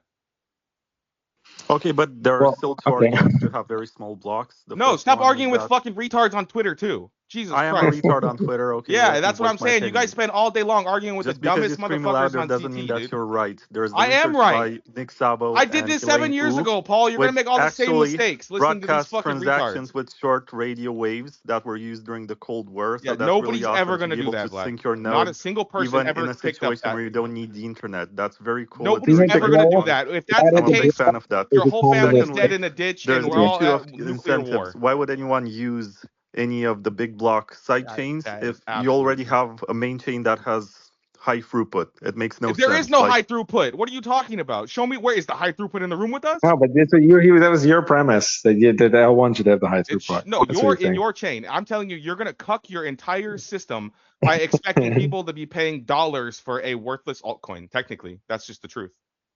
Like you need to be pennies. It needs to be pennies, Paul. Okay, pennies. That's your on goal. the L2, on the L2. No, on the L1. It'd be 1 to 10 cents.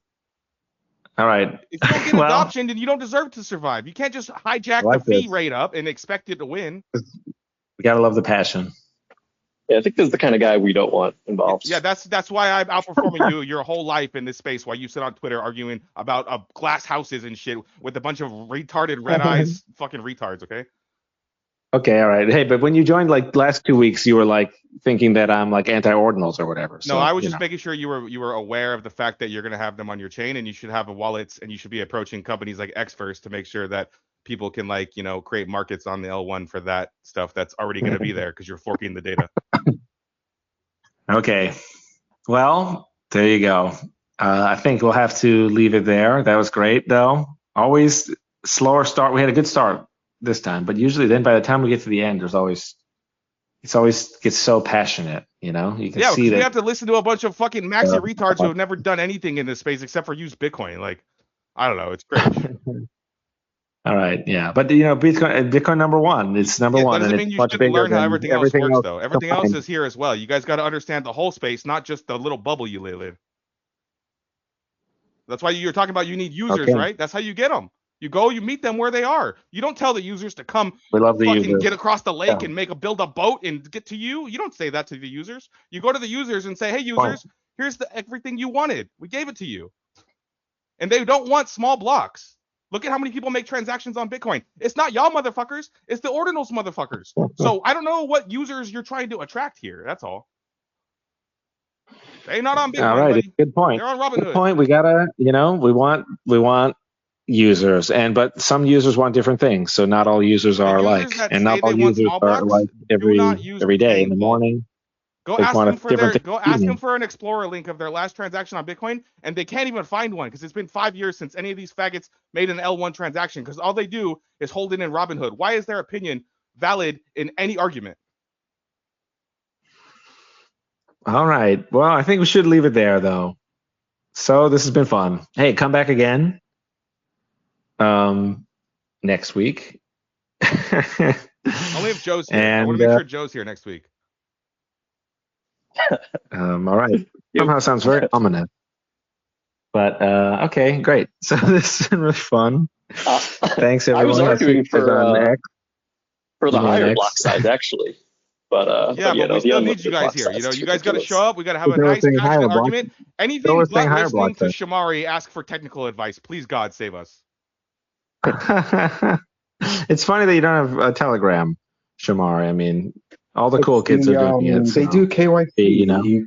If you want a Telegram, you have to have a phone number. It's true. That's true. Yeah. Good point. Yeah, I know a couple people who switched to Signal they got off Telegram and they switched to Signal. Yeah, I'm a big Signal guy for sure. Yeah. All right, we'll make a Drivechain Signal. I can do Discord. I have a Discord Signal. If you guys do a Discord channel, I'll be there. All right, cool. Okay. Thanks everyone. Thanks to everyone who participated. See everyone later. Have a nice rest of your day, everyone. Goodbye. Thanks.